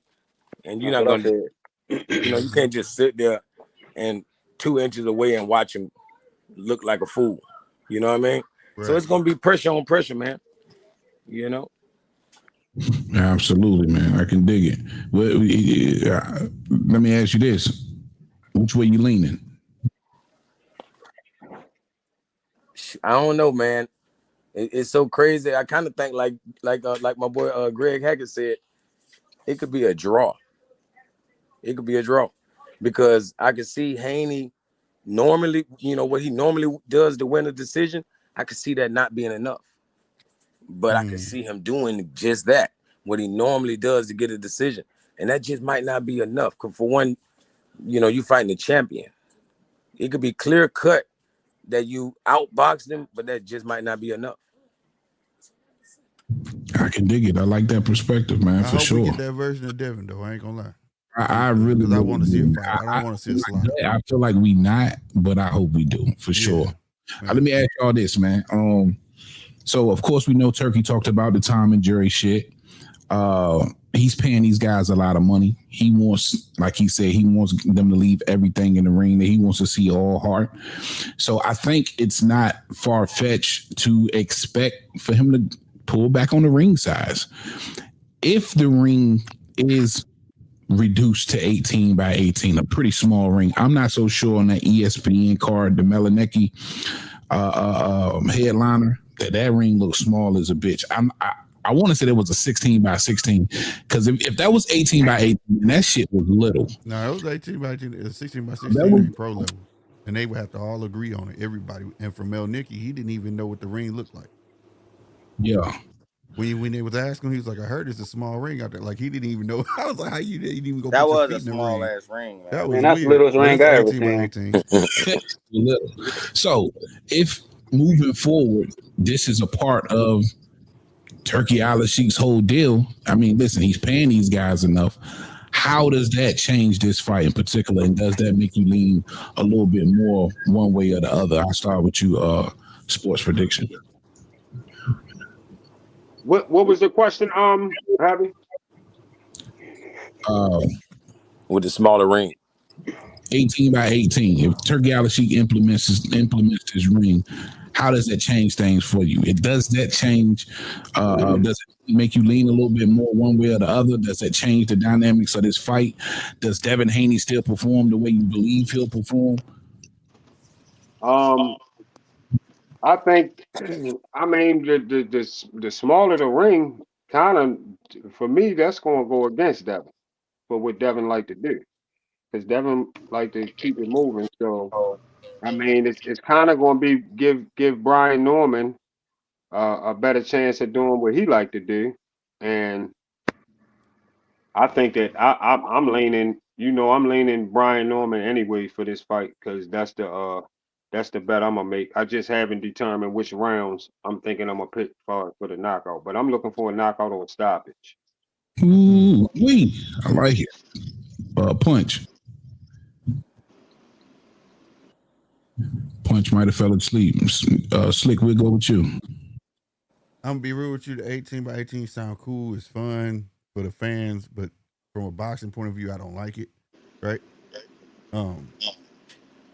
I feel like you take apart away somebody else's game plan in doing so, because you're trying to force something that you just per se want to see in a selfish manner. You know what I'm saying? I think that should be agreed upon in the contract without somebody stepping in. But like you say, if it is, one or two things can happen. I forgot his name again, but Saturday night he showed up and showed out, and usually he don't show up and show out like that against. He fought Truck. What's my guy name? Jahad Tucker. Jahad Tucker. A whole different Jahad Tucker you saw, because how small that goddamn ring was. He went in his tool bag, so it could very well force a man to go deep in his tool bag, or he'll fold. So, I mean, either way, I get to watch a good fight. You know what I'm saying? But at the same time, I wish that he allowed them to agree on something. And if they can't, then jump in. You know what I'm saying? I'm not going to let y'all mess this deadline up because y'all holding one little formality. You know what I mean? Then jump in and say, this is what it's going to be, damn it. You know what I'm saying? But to just do that, though, because, like I said, there's no running rule and all of that stuff. It's all that rule already exists in boxing. If anybody know boxing, that rule is in the boxing guidelines, bro. It's just the ref don't be doing his job. The ref will tell you have to engage. I can take a point for you not wanting to engage, but the ref just does not do his job. So at the end of the day, we don't need no rule about running. We don't need none of that. We don't need nobody forcing 18 by 18. Just make the ref do his damn job. Right? Like I said, it's hit, not get hit, but it's also make them miss, make them pay. So the onus is on both ends. It's on the guy that's chasing, it's on the guy that's moving. I think the ring reduction may help the ref out. That'll help the ref. You know what I'm saying? Because listen, traditionally we don't. Obviously, the refs never been doing their job because we've seen a lot of. I know I've seen a lot of fights where niggas was on them bikes and never once got a warning. Yeah. I saw one fight last year where dude was like straight told dude, I'm gonna take a point. You keep on moving away. It was one fight. It was an ESPN card last year. Only time I ever seen a ref. And you don't see that. Make any kind of suggestion about somebody running, that was most recently with the William Skull fight, when he was just looking at Skull like, bruh, come on, man, you got to engage. So I think the ring reduction helps the ref do his job. You know what I mean? Straight facts, baby. What's happening, man? Man, I feel like I said, I told you earlier. I just feel like, man, them small rings, you know, I feel like the boxer obligation, man, you know, you hit and not get hit. You don't want to put yourself, I feel like long as you in distance to engage and counter, I don't look at it as running. You know what I'm saying? But I feel like a 18 by 18 ring, I don't think it's a problem. It shouldn't be too much of a problem. It is going to give a certain style advantage. But I feel like if you a superior boxer, I don't think an 18 by 18 really gonna make a big difference for real. Because you shouldn't need that much of the ring to do what you need to do to make a miss and still be in. Because you should be in, you know, so you should be in distance to still be able to counter. So I don't think it should matter. What's the usual size? Ain't it 18 by 24 size they fight in? By 20, or some championship fights 22 by 22. Yeah, I think the biggest ring I ever saw was the one for. Yeah, I'm going blank. Big Mexican motherfucker Mayweather fought that time. Typically, they 22 by 22. Yeah. Occasionally, you'll get the 20 by 20s. You know what I mean? The 18 by 18. Yeah, so 18 by 18, really, yeah, I see what he's saying. That's really not that much small. It ain't like it's 10 by 10. You can see it though. You most definitely can see it's it. Small. It's small. The ropes look thick on that ring, bro. You can see it, but I don't think it matter though. I just really don't think it matter. If, like I said, the whole goal, bro, is to be able to counter, bro. You don't want to be running to the point so you nullify yourself and you can't have no offense. You know what I'm saying? Right. Yeah. Yeah. But see, with that 18 by 18 now, you got like a foot worth of apron, where in between rounds the trainers step on that apron part of the ring. So you got to deduct that foot away from that 18 foot too. So that makes it even smaller. Yeah. Right. Back. I ain't gonna front. Even though I think of myself as a purist. I fuck with all styles, but I like action. You know what I mean? And I think a smaller ring, and they always had the smaller rings. If you go to a lot of these gyms, you might see the 16 by 16 rings, or for the amateurs, you see those much smaller rings because it entices action. You want action. You know what I'm saying? Amateur ring 16 by 16, right? But it also could. Mad at that? I'm not mad at that. Go ahead, Punch. I like. There's pros and cons to it, bro. Like, yeah, you're gonna see more action, you know what I mean? But you're also gonna see a lot more clinching. You know what I mean? We're gonna see a lot of fighters who we haven't seen go into their tool bag. Yeah, we're gonna see what they really made of. You know what I mean? Like, is Bam Rodriguez's footwork really that good? Well, we'll see in the ring that size. You know what I mean? So that, you know, that's the pro, but the con is you kind of taking away from the ref's job, and at the same time, you're gonna see a whole lot more clinching. Is that just as boring as fighting on the back foot? That's for y'all to decide. But in my opinion, I like it because it stops the running, you know what I mean? And it makes the fights more exciting. And I want to see what a lot of these guys with these trumped up records are really made of, man. So, yeah, force them into a bubble and see what the motherfuckers is made of. So, yeah, that's why I'm more excited about it. But if I was just on some pure, you know, I'm a big fan of the hit and not get hit. You know what I mean? I don't, like my man said, if you punching from angles and countering and doing what you got to do, I don't see that as running either. You know what I mean? But at the same time, there's been too much running in boxing. Yeah, it's sad that we even having this conversation right now. But in the end, all in all, yeah, I like it, bro. I like it. Well, I was bringing it up because that potentially could have some sort of effect on if they get this fight done between Brian Norman and Devin Haney. Again, Turkey mentioned in the Tom and Jerry shit, it was suggested to make the ring smaller. I believe he's going to move forward with all of the Riyadh and ring events, making the ring smaller. I think ESPN got wind of it. That's why they ring was small. I didn't even understand why. That's what I said. I said they trying to beat Turkey to it. They were trying to beat him to it. So, me personally, moving forward, I don't see why Turkey could have been a venue too. So, with that being said, even though I know you already rolling with Brian Norman, doesn't that affect that fight a little bit more, Punch? It does affect that fight because it forces Devin to fight. We won't get what we got in New York, bro. Nobody wants that ever again.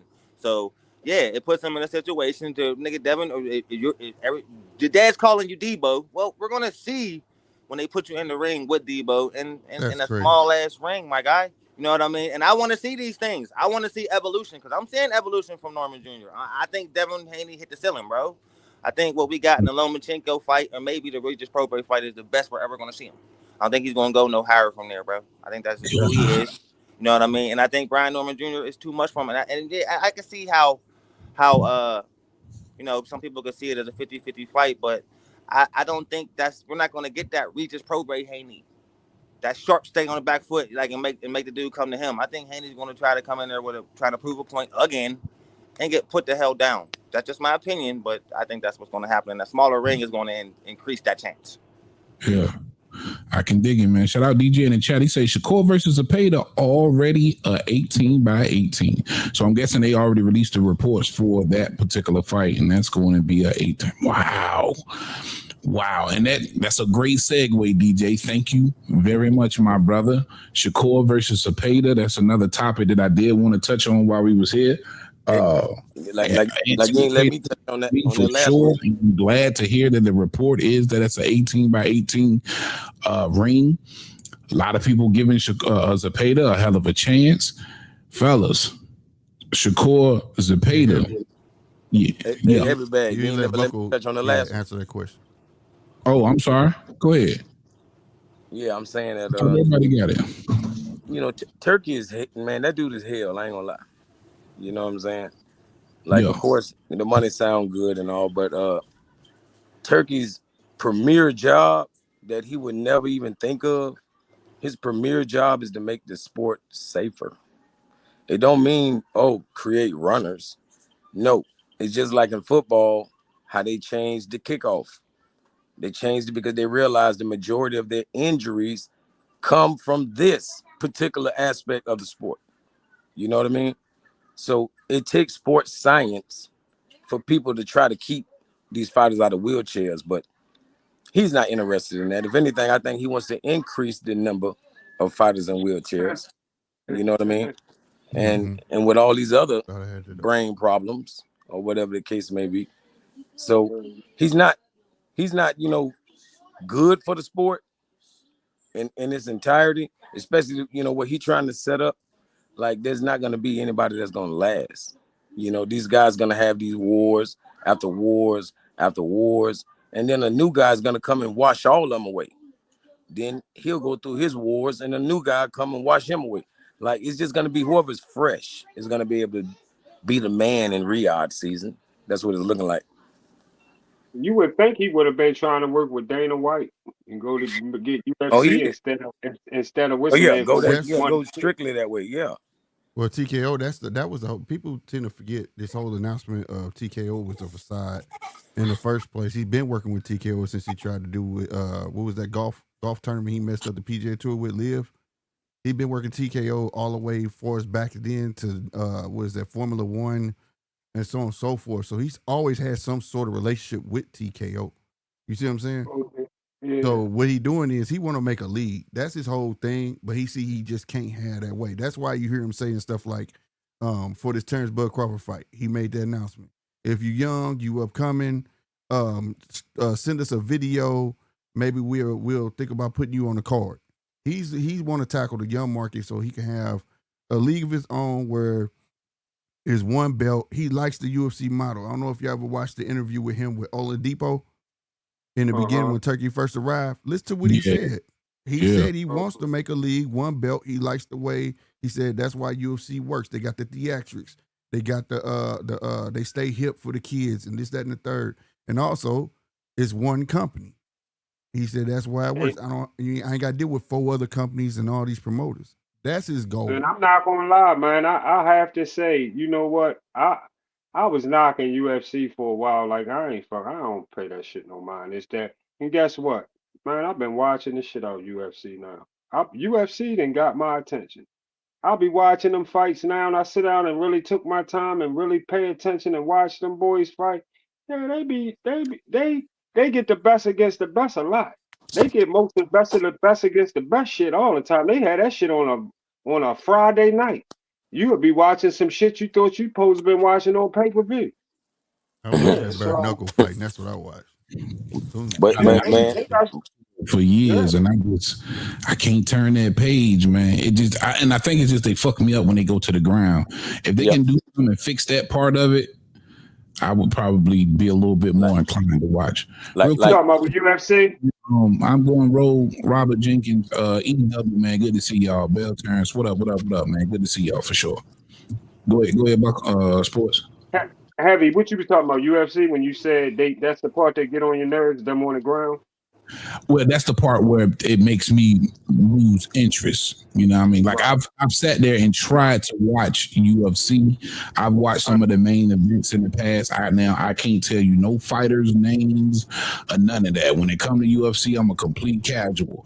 But I remember seeing certain fights, and once they go to the ground and continue to keep going to the ground, that's when they lose me. You know what I mean? Right.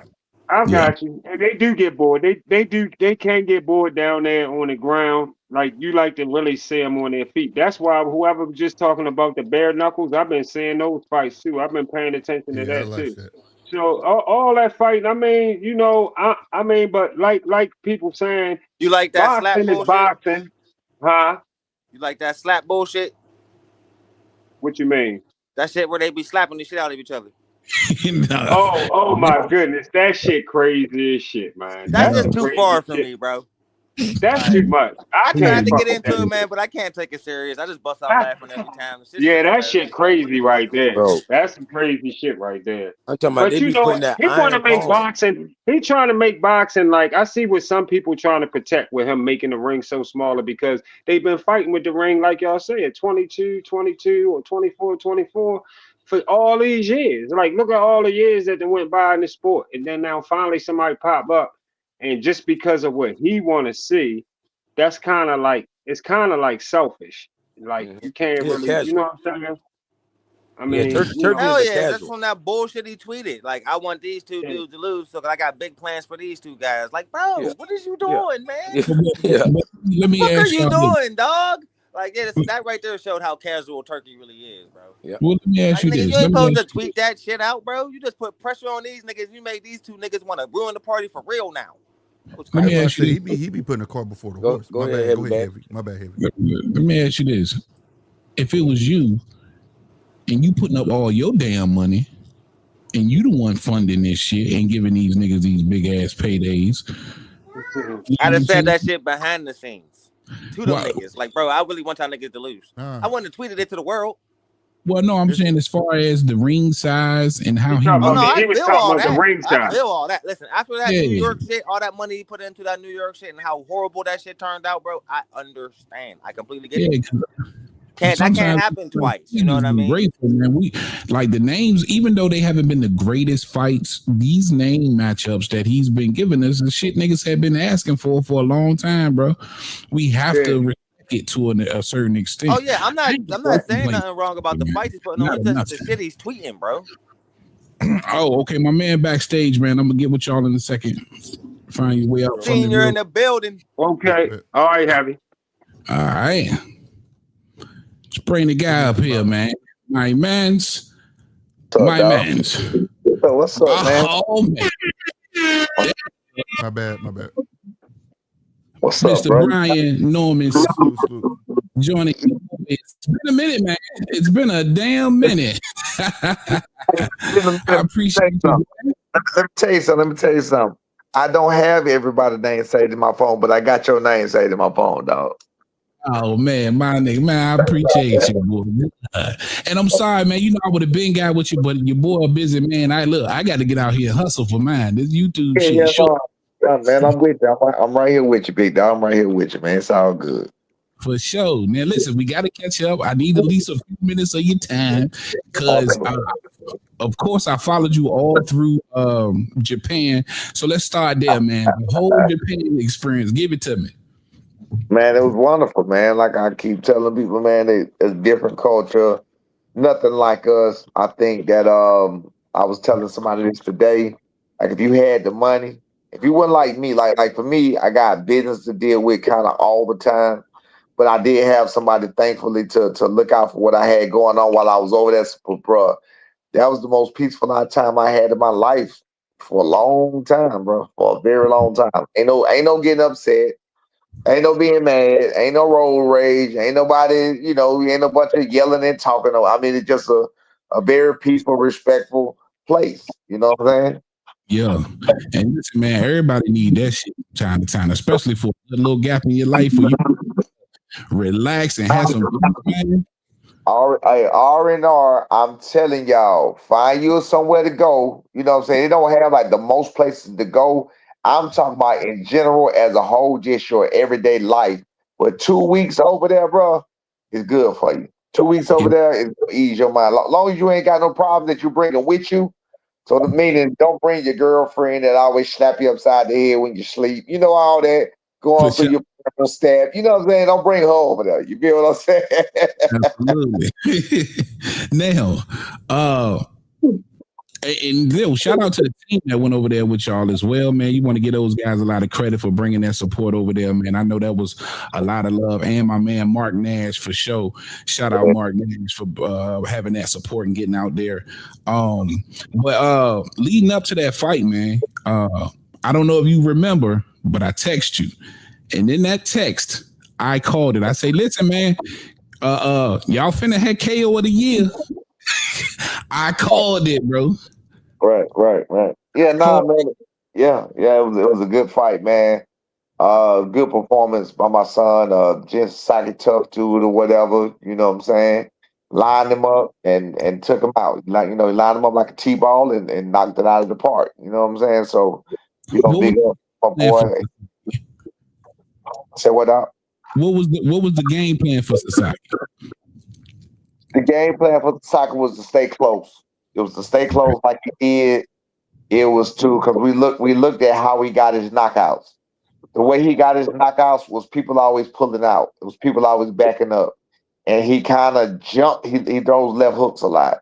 He kind of jumps into his left hooks, and he always catch them coming out. You know what I'm saying? So if you notice, B was always going forward, and he was always in his face. Feel what I'm saying? Yeah, the plan was to do that, to turn him, which he was doing. Like if you go watch it, you'll see his feet. He was gradually stepping around him. He was turning him like he should. Like it was a beautiful performance, and it was a very underrated performance because people think that he was nobody. You know what I'm saying? But it's all good. Facts, man. Listen, I kept telling people the dude had like 17 knockouts.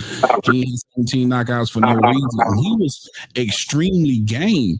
And I feel like I seen his poise come over Junior, almost like I hadn't it's like he clicked to a different type of level. He understood, like, I'm not gonna punch him out. This guy don't want to go away right now. He took a step back, he analyzed it, and he let it come to and knockout come to him. Is that what you was telling him? Right. Yeah, absolutely, man. We weren't trying to rush no knockout. He did need to knock some of that ring rust off because before his last fight, he was off for 10 months, and then he was only in the ring for 3 rounds his last fight. So he needed them rounds. He needed that activity. He needed that look. You know what I'm saying? He needed that pressure. Like you need the real pressure. You need when I say pressure, I mean you need the real pressure under the lights. You feel what I'm saying? Yeah. He needed that. He needed that, and I think he handled it very, very, very well. I'm very proud of him. You know what I'm saying? Absolutely. Me as well, man. Extremely proud of him. And now you guys get to really separate yourself from a lot of these fighters out of here, being a world champion and actually going overseas and taking care of business in a different country, man. That's a hell of a merit. You feel me? Absolutely, man. That's what we do, man. We always been road warriors. We all, I mean, it was always me and him. You know what I'm saying? It was always me and him, no matter where we went, no matter what we did, and it ain't no different on this level. He ready for that. He ready for that pressure. He don't care about the booze. Man, we done had whole gyms in there against us, lined up around the ring cheering for. Matter of fact, real quick, if we don't have the gym in there cheering on the other side of the ring, we're doing something wrong. And I always tell my son that. Damn right. By the time it's over, I need them people over there cheering. They got on and trying to, you get what I'm saying? And we don't have them cheering. And it's always like that. We don't have them over there cheering. Yeah. We don't have them over there doing that.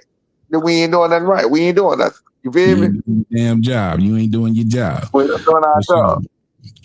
Now, huge win, Sasaki. KO of the year. It's most definitely the leading candidate for everybody. It's going to be extremely hard to beat that. Huge win. You're coming off that.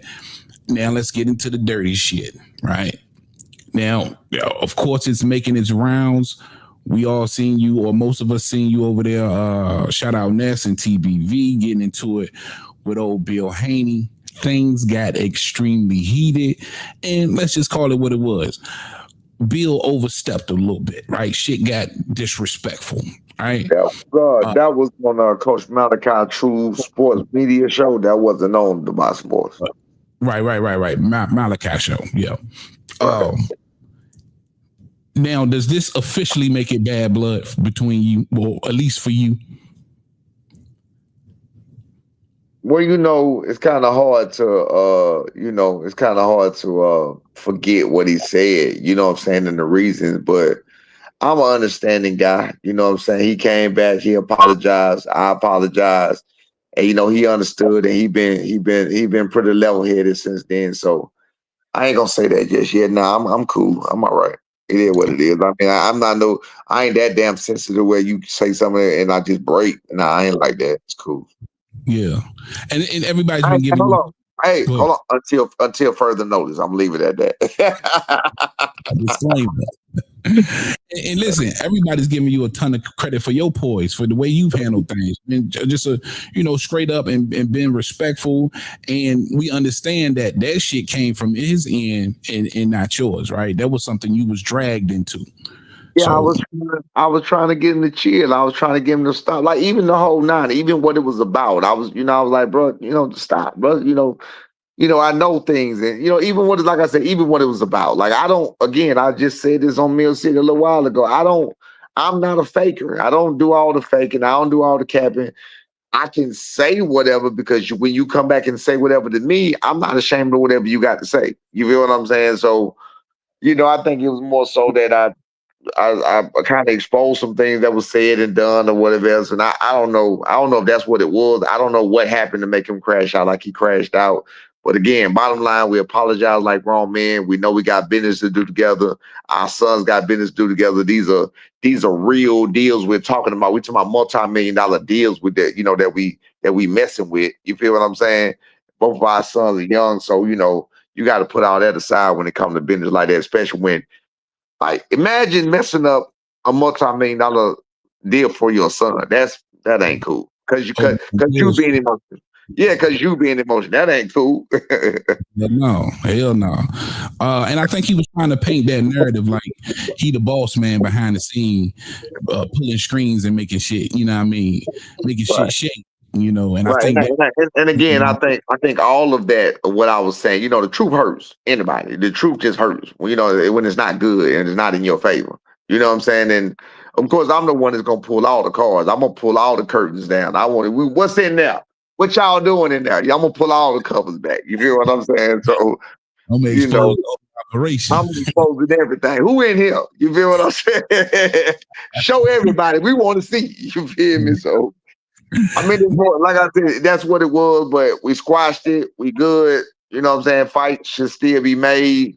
Had a little hiccup today. Hiccup should be cleared by in the morning. I'm very optimistic of that, and everything should be good. Word. Now, crazy shit. Reports flying out today. Adrian Clark. Can you explain to us who Adrian Clark That's is? what I just said. Adrian Clark is my son's manager. That's disrespecting who he is.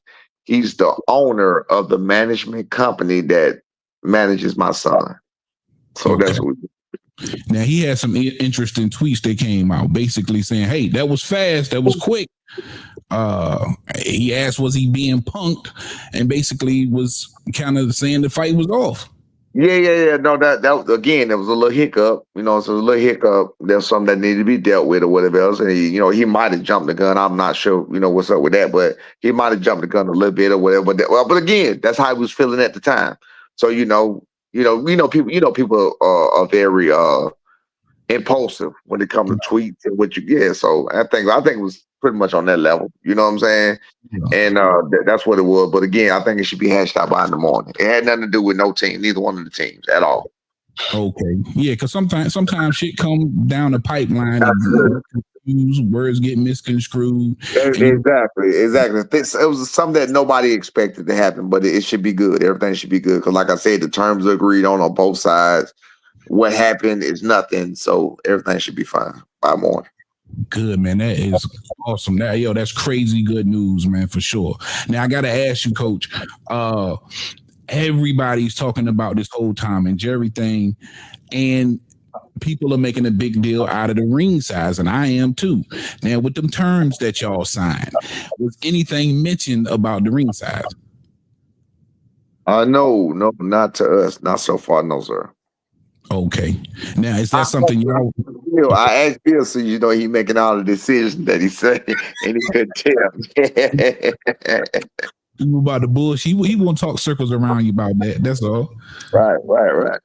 But he wouldn't tell me. I said, no. I genuinely want to know because I don't know. You know what I'm saying? Yeah. Like, hey, you the man. Hey, look, you the man, Bill. What kind of ring you setting up, baby? What kind of ring you setting up, baby? What we got? Hey, who gonna be on the turnbuckle? For sure.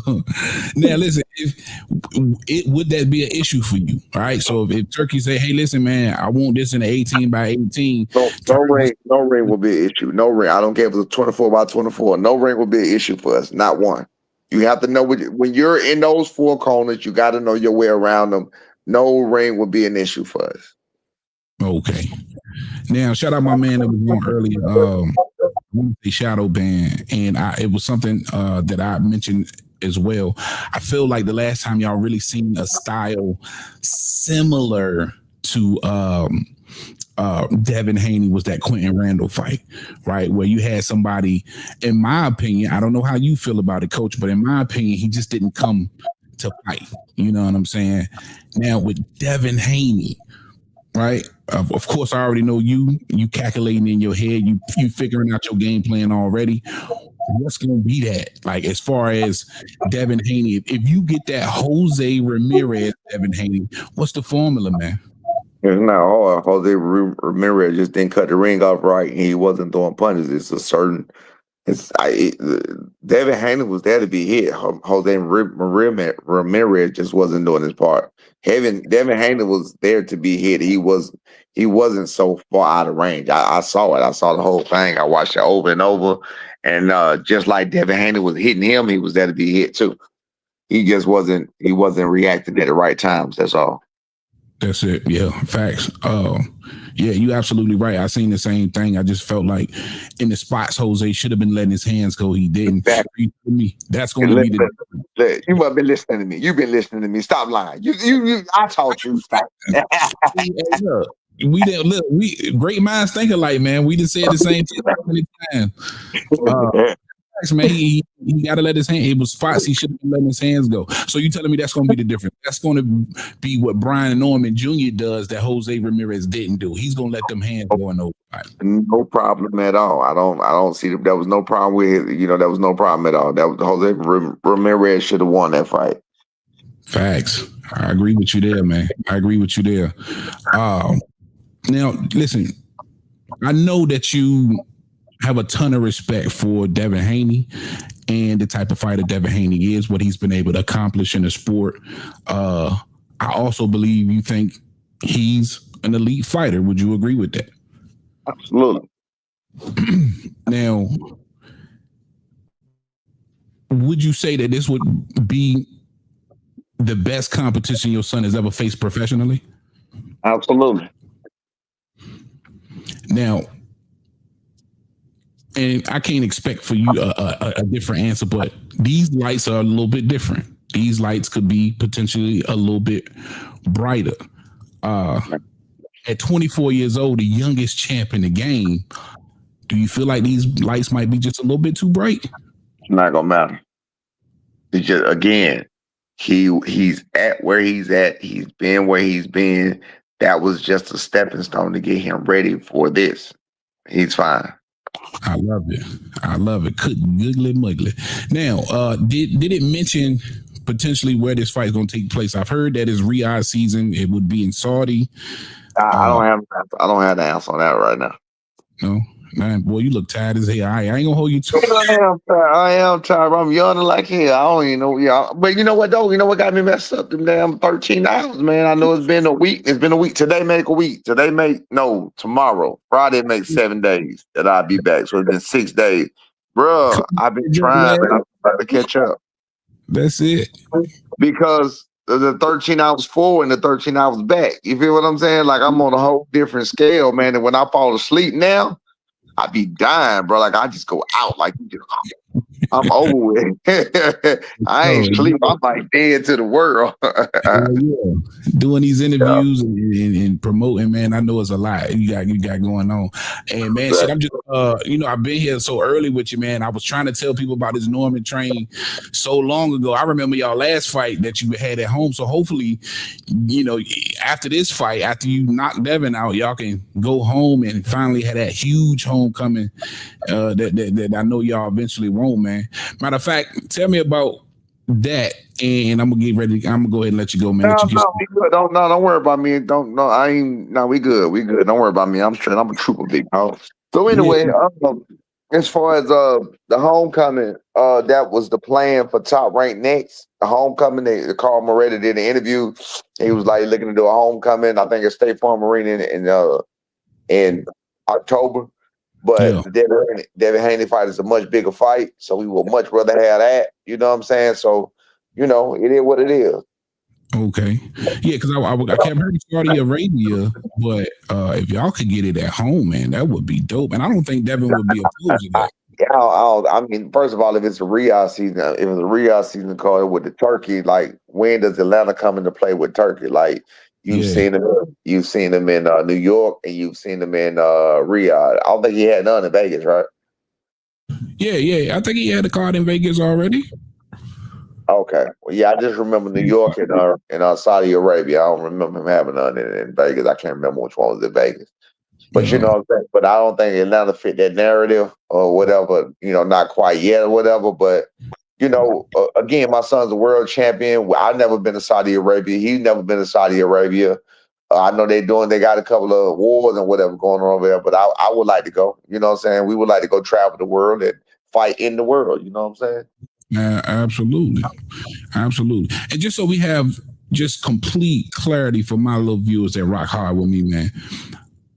As far as you know, right, and not saying anything that you don't supposed to say, as far as you know, this fight is on with Devin Haney. As far as I know, this fight is on. Like I said, we had a little hiccup.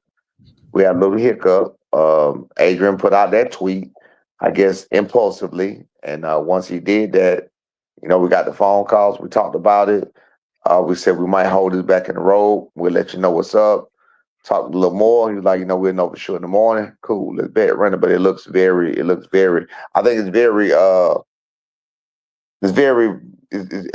very positive. How about that? Very positive. Good, man. Because the issue of what we had is solved. So all we need now is a little understanding from somebody in general, and we good. Okay. Now, because I don't want to dig too deep, but I'm gonna just ask you. Well, I got you. Fuck it. The money is right for y'all. Perfect. Okay. My guy Casino in the chat. He said he had one in Cali too. That's right. The Bud fight, the Majimov Bud fight was in Cali. That's right. Yeah, right. You're right. What's up, Casino? Them a dog, man. What's going on, man? He always around. Yo, word. Yeah, he damn sure is. Shout out to him like crazy. Them damn dogs. That's another Atlanta native. You know, he can't wait for I know it. I be seeing him on Coach Malachi. I be seeing y'all we talking shit. Right.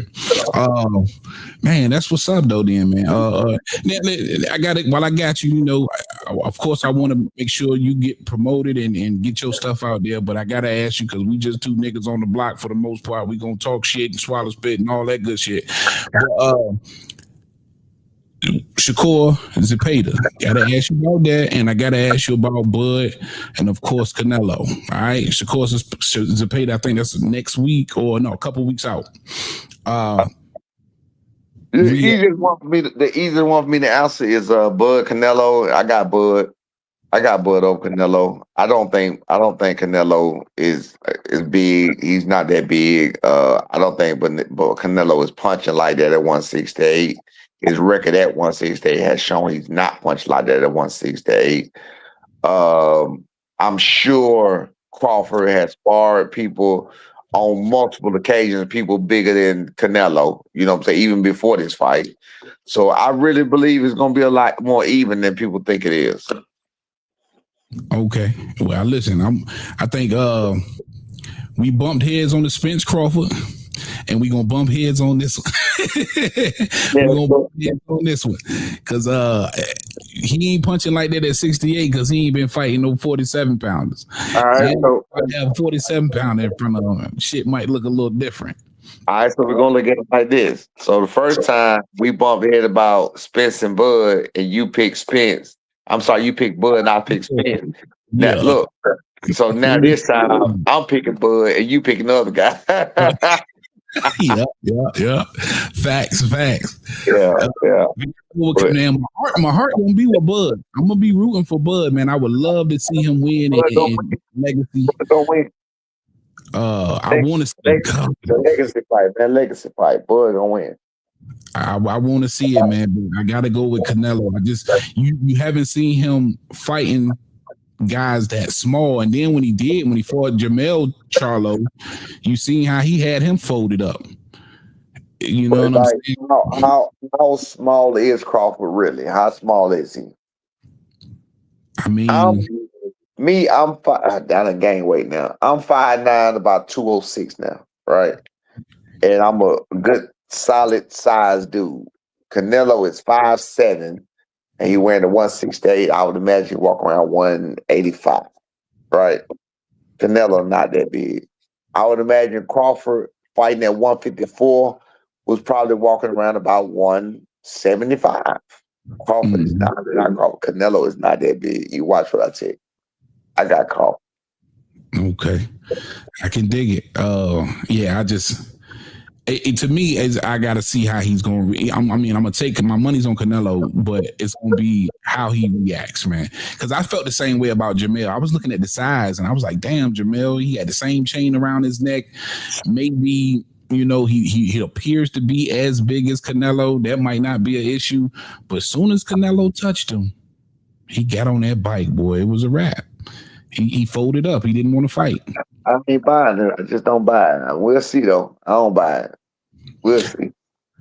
Now, you say that was a little bit easier for you to pick. So I guess Shakur and Zepeda might be a little bit more difficult. Yeah. That's a little harder, and I'm going to tell you why. And, of course, I'm a really like because Shakur, my guy. I like Shakur. I like his style. I like him as a fighter. I'm a fan of his. But I'm going to say it's going to when Shakur fought De Los Santos, for example. I don't think nothing was wrong with his hand. I think he genuinely felt the punches, and I think just like we were talking about with Canelo, and I think he got goats. That's what I think about that. What is he gonna do in this fight? I don't know. Zepeda throws a lot of punches. Is he planning to catch them all, parry them all, and counter? But I don't know what he plans to do with that. Is he going to disrupt his action, which is very, very possible. I'm thinking that's the way he gonna go. It's to disrupt the action. So I'm gonna go with Shakur Stevens. I think he's gonna disrupt his action, and I also know, ain't no thinking in this one. I know once you disrupt the action, once you count on some people a couple of times, what they do is they tend to shy away from doing what they was doing. You know what I'm saying? Once you get hit in the mouth a couple of times, shit started to change. Hit in the mouth a couple of times, especially a counter punch, something you didn't see, you're gonna be scared to even throw anything. You know what I'm saying? So I think we're gonna do that to him, and he's gonna make him look like, a little amateur for a minute. You know what I'm saying? You've been watching me. You've been listening to me. Man. You've been watching me.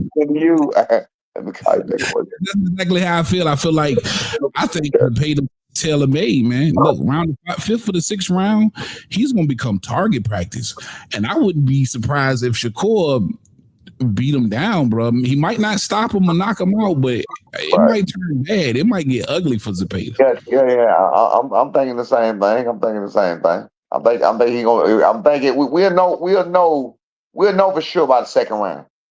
Yeah. And the reason I'm saying that is because that's by that time Zepeda will be able to open up enough to see how is Shakur gonna respond to him opening up. You know what I'm saying? See, again, like I said, I gave props to Tank for taking away Ryan left hook, right? It was something he did to take away his left hook. And like I said, when you know you're looking for something in particular and you see off rip what a person is doing to take away what they got as a plus, you already know how it's gonna go from that point. But you know what? He came in with an answer for your problem. You know what I'm saying? That's what poses a problem for him. And he already came in showing us the answer for your problem. Absolutely. Goddamn right, boy. That's real spit for sure. Absolutely, man. Absolutely. Oh, now that was the Shakur Zepeda. Of course, I like Shakur that one, man.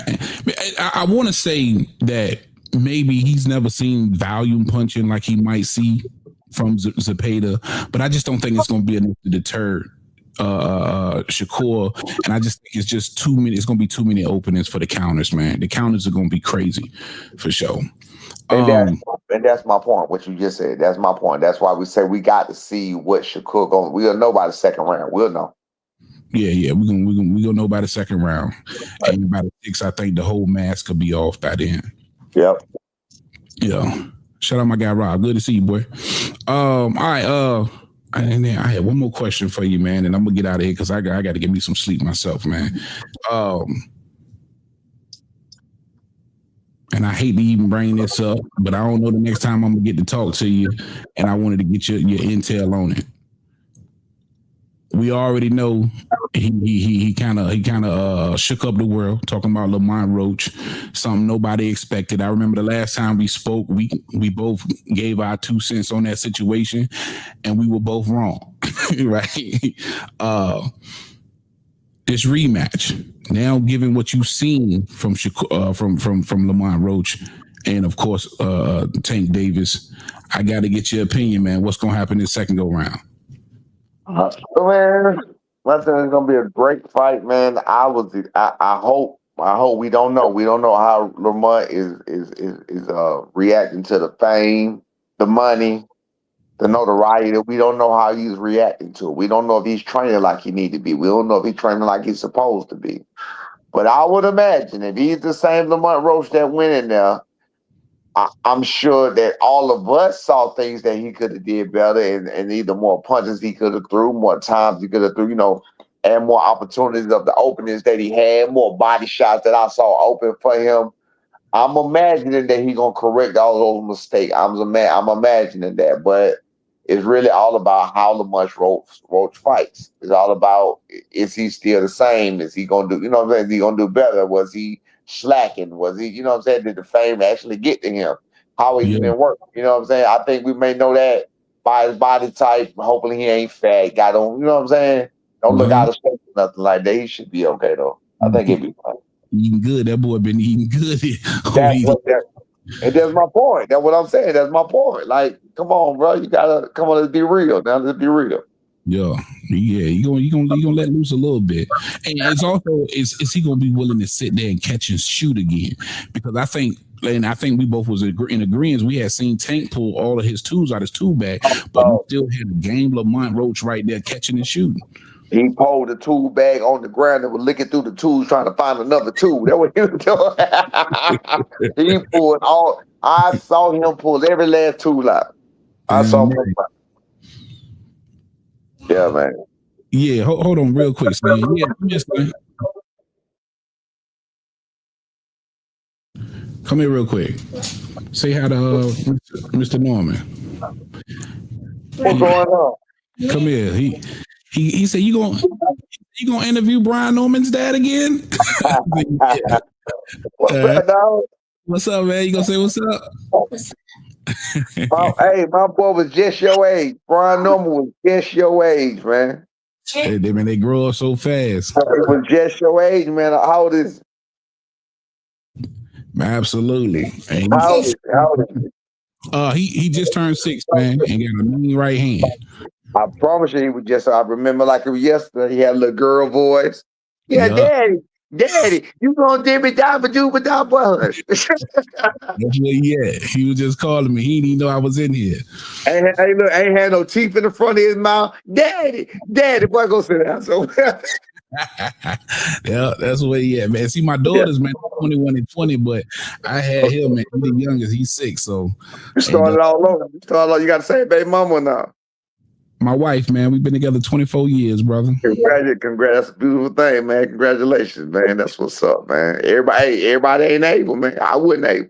No, everybody ain't able. So that's a blessing, bro. That's a blessing to be able to do that. I got lucky, bro. She put up with a lot of she put up with a lot of you got lucky, brother. It ain't, hey, especially now these days, but you better keep them. Oh, real quick. Last man, I'm gonna let you go because I gotta take care of this little nigga. And niggas been getting on me about this. And shout out Tevin Farmer. I got to speak with him a couple times before, man. I like Tevin Farmer. I'm looking forward to this Floyd Schofield fight. But you see the twitch that this nigga got? He got Tourette's, dog. I know he got Tourette's, but hasn't it got? Am I tripping? Hasn't it got worse? I mean, we ain't gonna pull no light on that.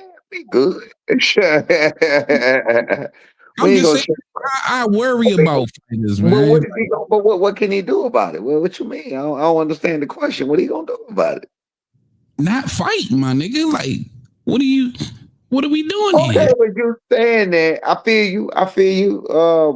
I'm just saying, hold on. Let's talk about it. So you done brought it up. Let's talk about it. God damn it, let it out the back. Behind that curtain, nigga. I'm exposing shit. You guys don't with you. So let's ask a question though. Is it boxing that's making it worse? Does it just progressively gets worse? In the first Zepeda fight, arguably he won that fight, right? Facts. I thought he did.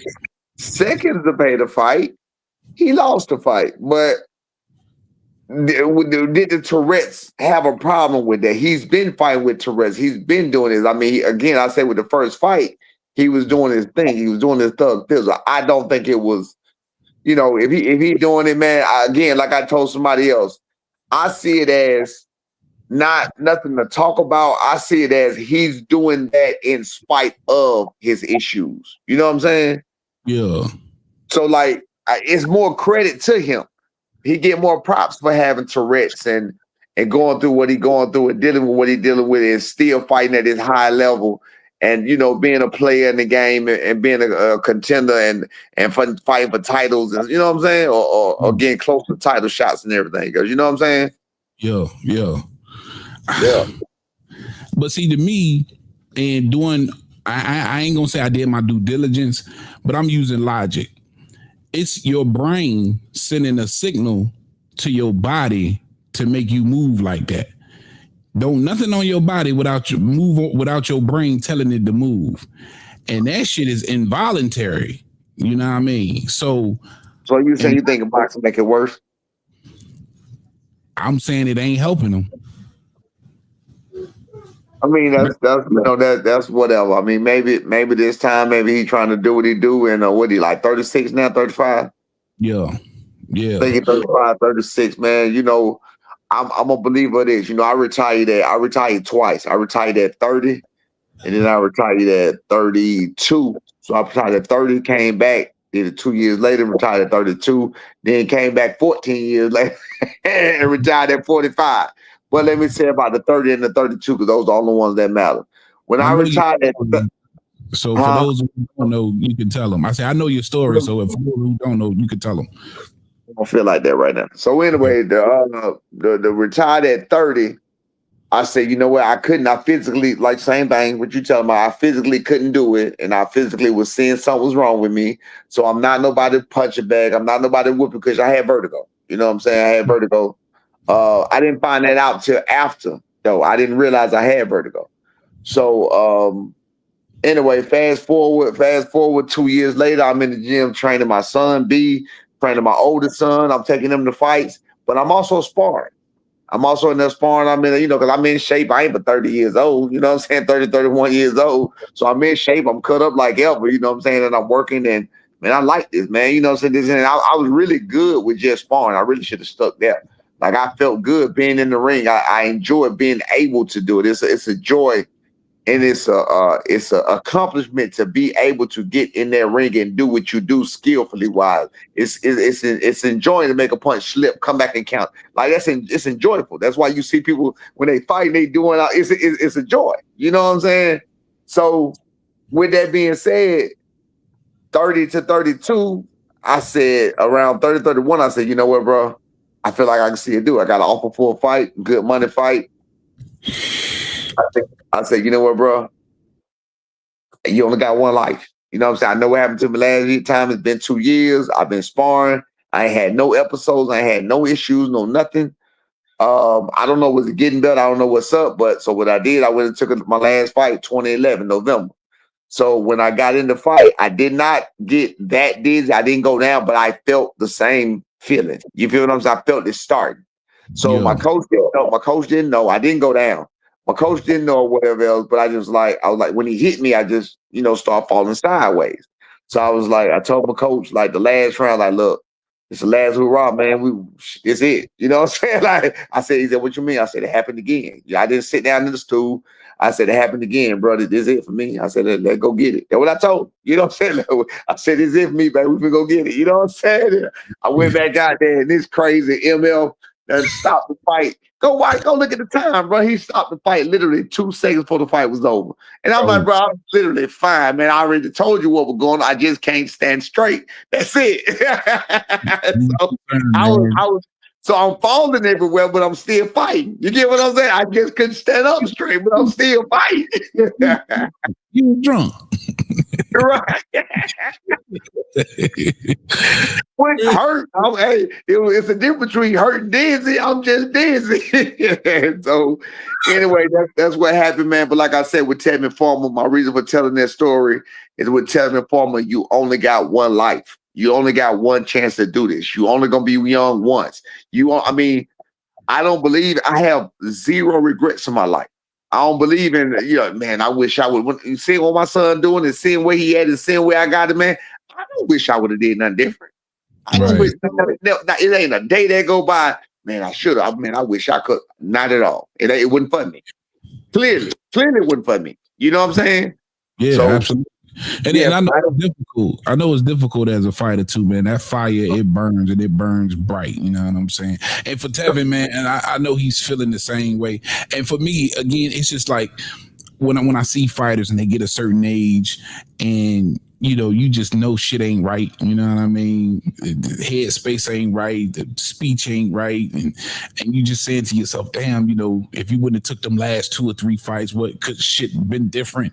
And when I see this, Tevin in the ring and he's constantly doing this shit and something's not right. And for me, I'm like, damn, because I love the sport, man. And I love the guys who provide this entertainment. And in the end, I want everybody to be okay. You know what I mean? So I know Dr. Heavy in the chat and all that shit, but it's just coming from a place of compassion for the fighters, man. When they get older, they got families and shit, man. You know what I mean? So dope.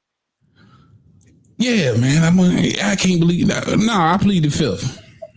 Man, okay. So if you ever so dope, I don't know what level you got. Levels to that too, right? So the thing is, listen. My point is fast money and slow money. It's hard. The reason it's hard for a person that successfully sold dope, whether they get out of jail or whatever it is, even though they spent time with. The reason it's so hard for them to go get a regular job is because of the fast money, because of the large amounts of money, because of the lifestyle. You feel what I'm saying? Right. I retired in 2009, sitting in the bleachers with my coach. They cashed my check. I was at the casino. They cashed my check right there, gave me cash money. All hundos, right? Mm-hmm. It's 2009. You feel me? I say, talk to my coach. I'm telling them I had just lost. This is my first retirement. I say, bro, I'm telling I said, man, something wrong with me. I don't know what it is. I said, man, I be in here and I be fine. That thing, I'm falling sideways. That's what I'm telling me here, having the conversation with him, right? I was like, but they gave me the money. It was like right on cue. They gave me this big wad of money, right? I said, but this right here, bro, this what make it hard. You feel what I'm saying? I said, this what make it hard. You know, because I'm gonna go to, you feel what I'm saying? I'm gonna go to work and make what I'm gonna make. You know what I'm saying? But I can come here and make this. You know what I'm saying? So, you know, that's what I did. That's when I retired. And like I said, you got to think about the money that he making. He's on a higher level than I was on. That money really make a difference, bro. It really make a difference. I mean, we know that ain't no secret. That's where he get it from. All right, man. Real quick, Casino man, I got you. Casino asked, could I ask you this last question? He said, when y'all fight in Atlanta, will K-Champ, Mo Millions, or the Lopez brothers be on your undercard? God willing. I know, right? That's a good one. I doubt it because of promotional situations right now. It's when we fight at home, it's gonna be a top ranked card. And then like back in the day when we used to do it, and we had a local promoter, and we used to put the same people you talking about on the card, and that's how we rocking out. But in this particular case, it ain't just us no more. You know what I'm saying? It's top ranked. Then you got top ranked. Then you got Najee with Pro Box. K-Champ, I think he's unaffiliated, but if top rank mess with him, they're gonna put him on the B side, and we definitely don't want K-Champ on the B side at home. You know that, Casino. Who else he said? He said Hakeem. Who else he said? I think he said them three or what? You know, Hakeem got a Mo Million. I'm gonna put it back up here. Mo is with Roy Jones again. Same situation. Top rank still gonna put him on. They're gonna have to put him on the call with one of their guys, so he's gonna be on the B side, Casino. So I don't see it working out like that. You know what I'm saying? Because of promotional issues. But you know, you never know. If we get a chance, if I get a chance, they ask us, you know, will we like somebody? I'm always gonna be throwing alley-oop. You feel me? So I think that's what he's saying. You know, being that junior champ, you know what I mean, and he could, you know, maybe have his 2 cents about the card. No, we gonna do that. We do that anyway. Yeah, we definitely do that. We did that when we were with Cameron Duncan, and we made it work. You know what I'm saying? We were with Cameron Duncan, came to the city, did a couple of shows there. We got some of my guys on the card. We absolutely did the same thing. And you see how they did Keyshawn too. They basically let Keyshawn put the whole damn undercard together. Exactly. That's what I'm saying. So no, we're gonna definitely make some noise and see can we make something shake and make something happen with that. Absolutely. Yeah, especially with K-Champ. Especially with K-Champ in particular. K-Champ and probably, I don't know if you know Hakeem Lopez, because Hakeem Lopez is Najee big brother. You know what I'm saying? So especially with them two, because they're my people. And you know, they don't have any promotion. They don't have any promotional company right now. Oh, and Mo too. I don't think Mo do either. Big blessing, boy. That'll be big blessing, right? Yeah. No, we'll run our mouth and see what we can do. Yeah. Okay. Great question. Just, you know, for sure. All right, see you, man. That's all I got for you, man. Listen, I just want to say thank you for coming and hanging out, man. I truly appreciate you, man. You're always a man of your word. And man, every time we get this time together to, you know, just kick it and kick the bobo. I like that version of you. I know you gotta do your promotion thing, but when we just sitting back talking boxing, man, it's always a blast for me. Hey, when you see me talking all that you be like, but he tripping on it. I be like, yo, that's not the scene I know. I was just telling somebody, look, I was on Dominican Boxing Boys right the other day. And Dominican Boxing Boy, he was pressing me. You know who that is? Yeah. Joel, so he would press me by Rohan Polanco and other stuff. But I came on there with that heat. I'm talking about I came on there with that venom. I'm talking about from the face to F you. Like I'm telling you, I came on there with it. You feel what I'm saying? Tina, what's the problem? Man, you know what the F. I mean, bro, I came on there with it, right? So we get to talking.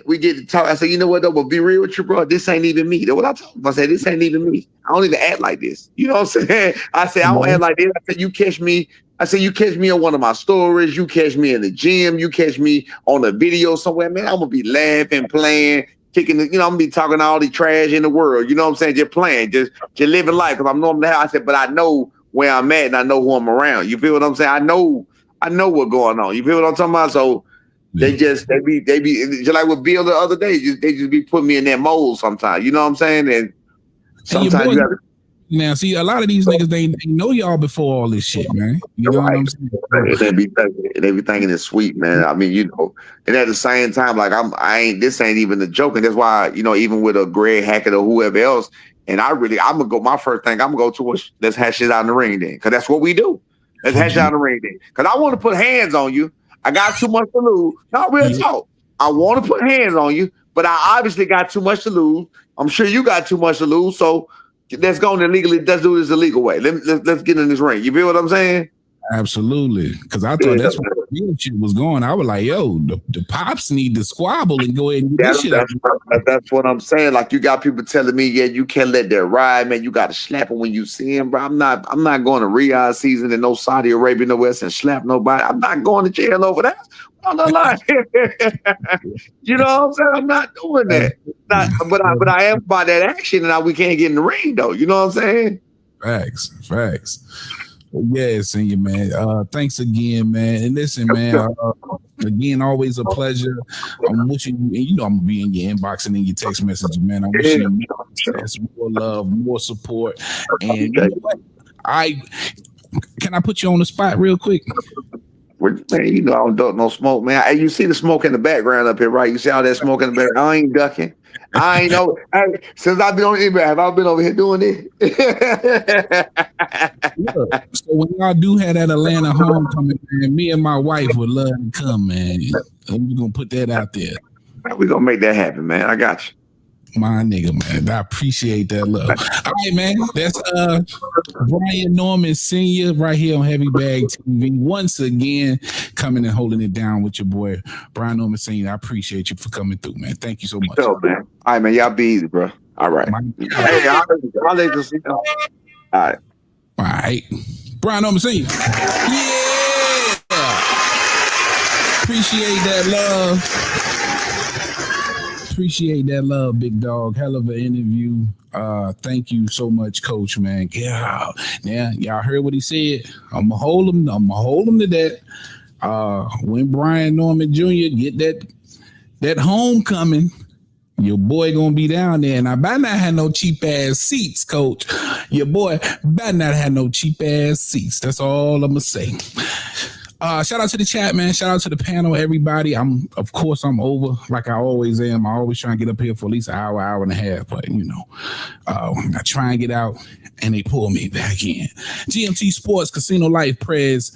Coco, what up, girlfriend? What's good? That's my girl, man. What up, Coco? Z, everybody from GMT. Of course, Rob, man. I appreciate everybody. And I'm glad that y'all be supporting my boy when I'm on hiatus over there, man. Everybody who ride with me, of course, GMT Sports is where you want to hang out when your boy's not around. That's my guy, man. The whole squad. Mark, shout out Mark Nash TV too, man. Mark Wynn, DJ, Punch Talk, 913 Boxer, RC. Appreciate that love. Y'all probably gonna be able to catch me out there in Vegas for the Bud Canelo fight. Compliments of RC. Shout out. Boy, I'm just yo. I be going to free fights and shit, bro. I be going to free fights, nigga. Free fights, nigga. That's all I got for y'all on this, man. Again, thank you so much, Big T.O. Heavy Bag, man. I'm getting the hell up out of here. For sure. Oh. Oh, real quick. For those of you who want to be in the intro, outro, I always say this. Please get with me on Instagram at Heavy Bag TV.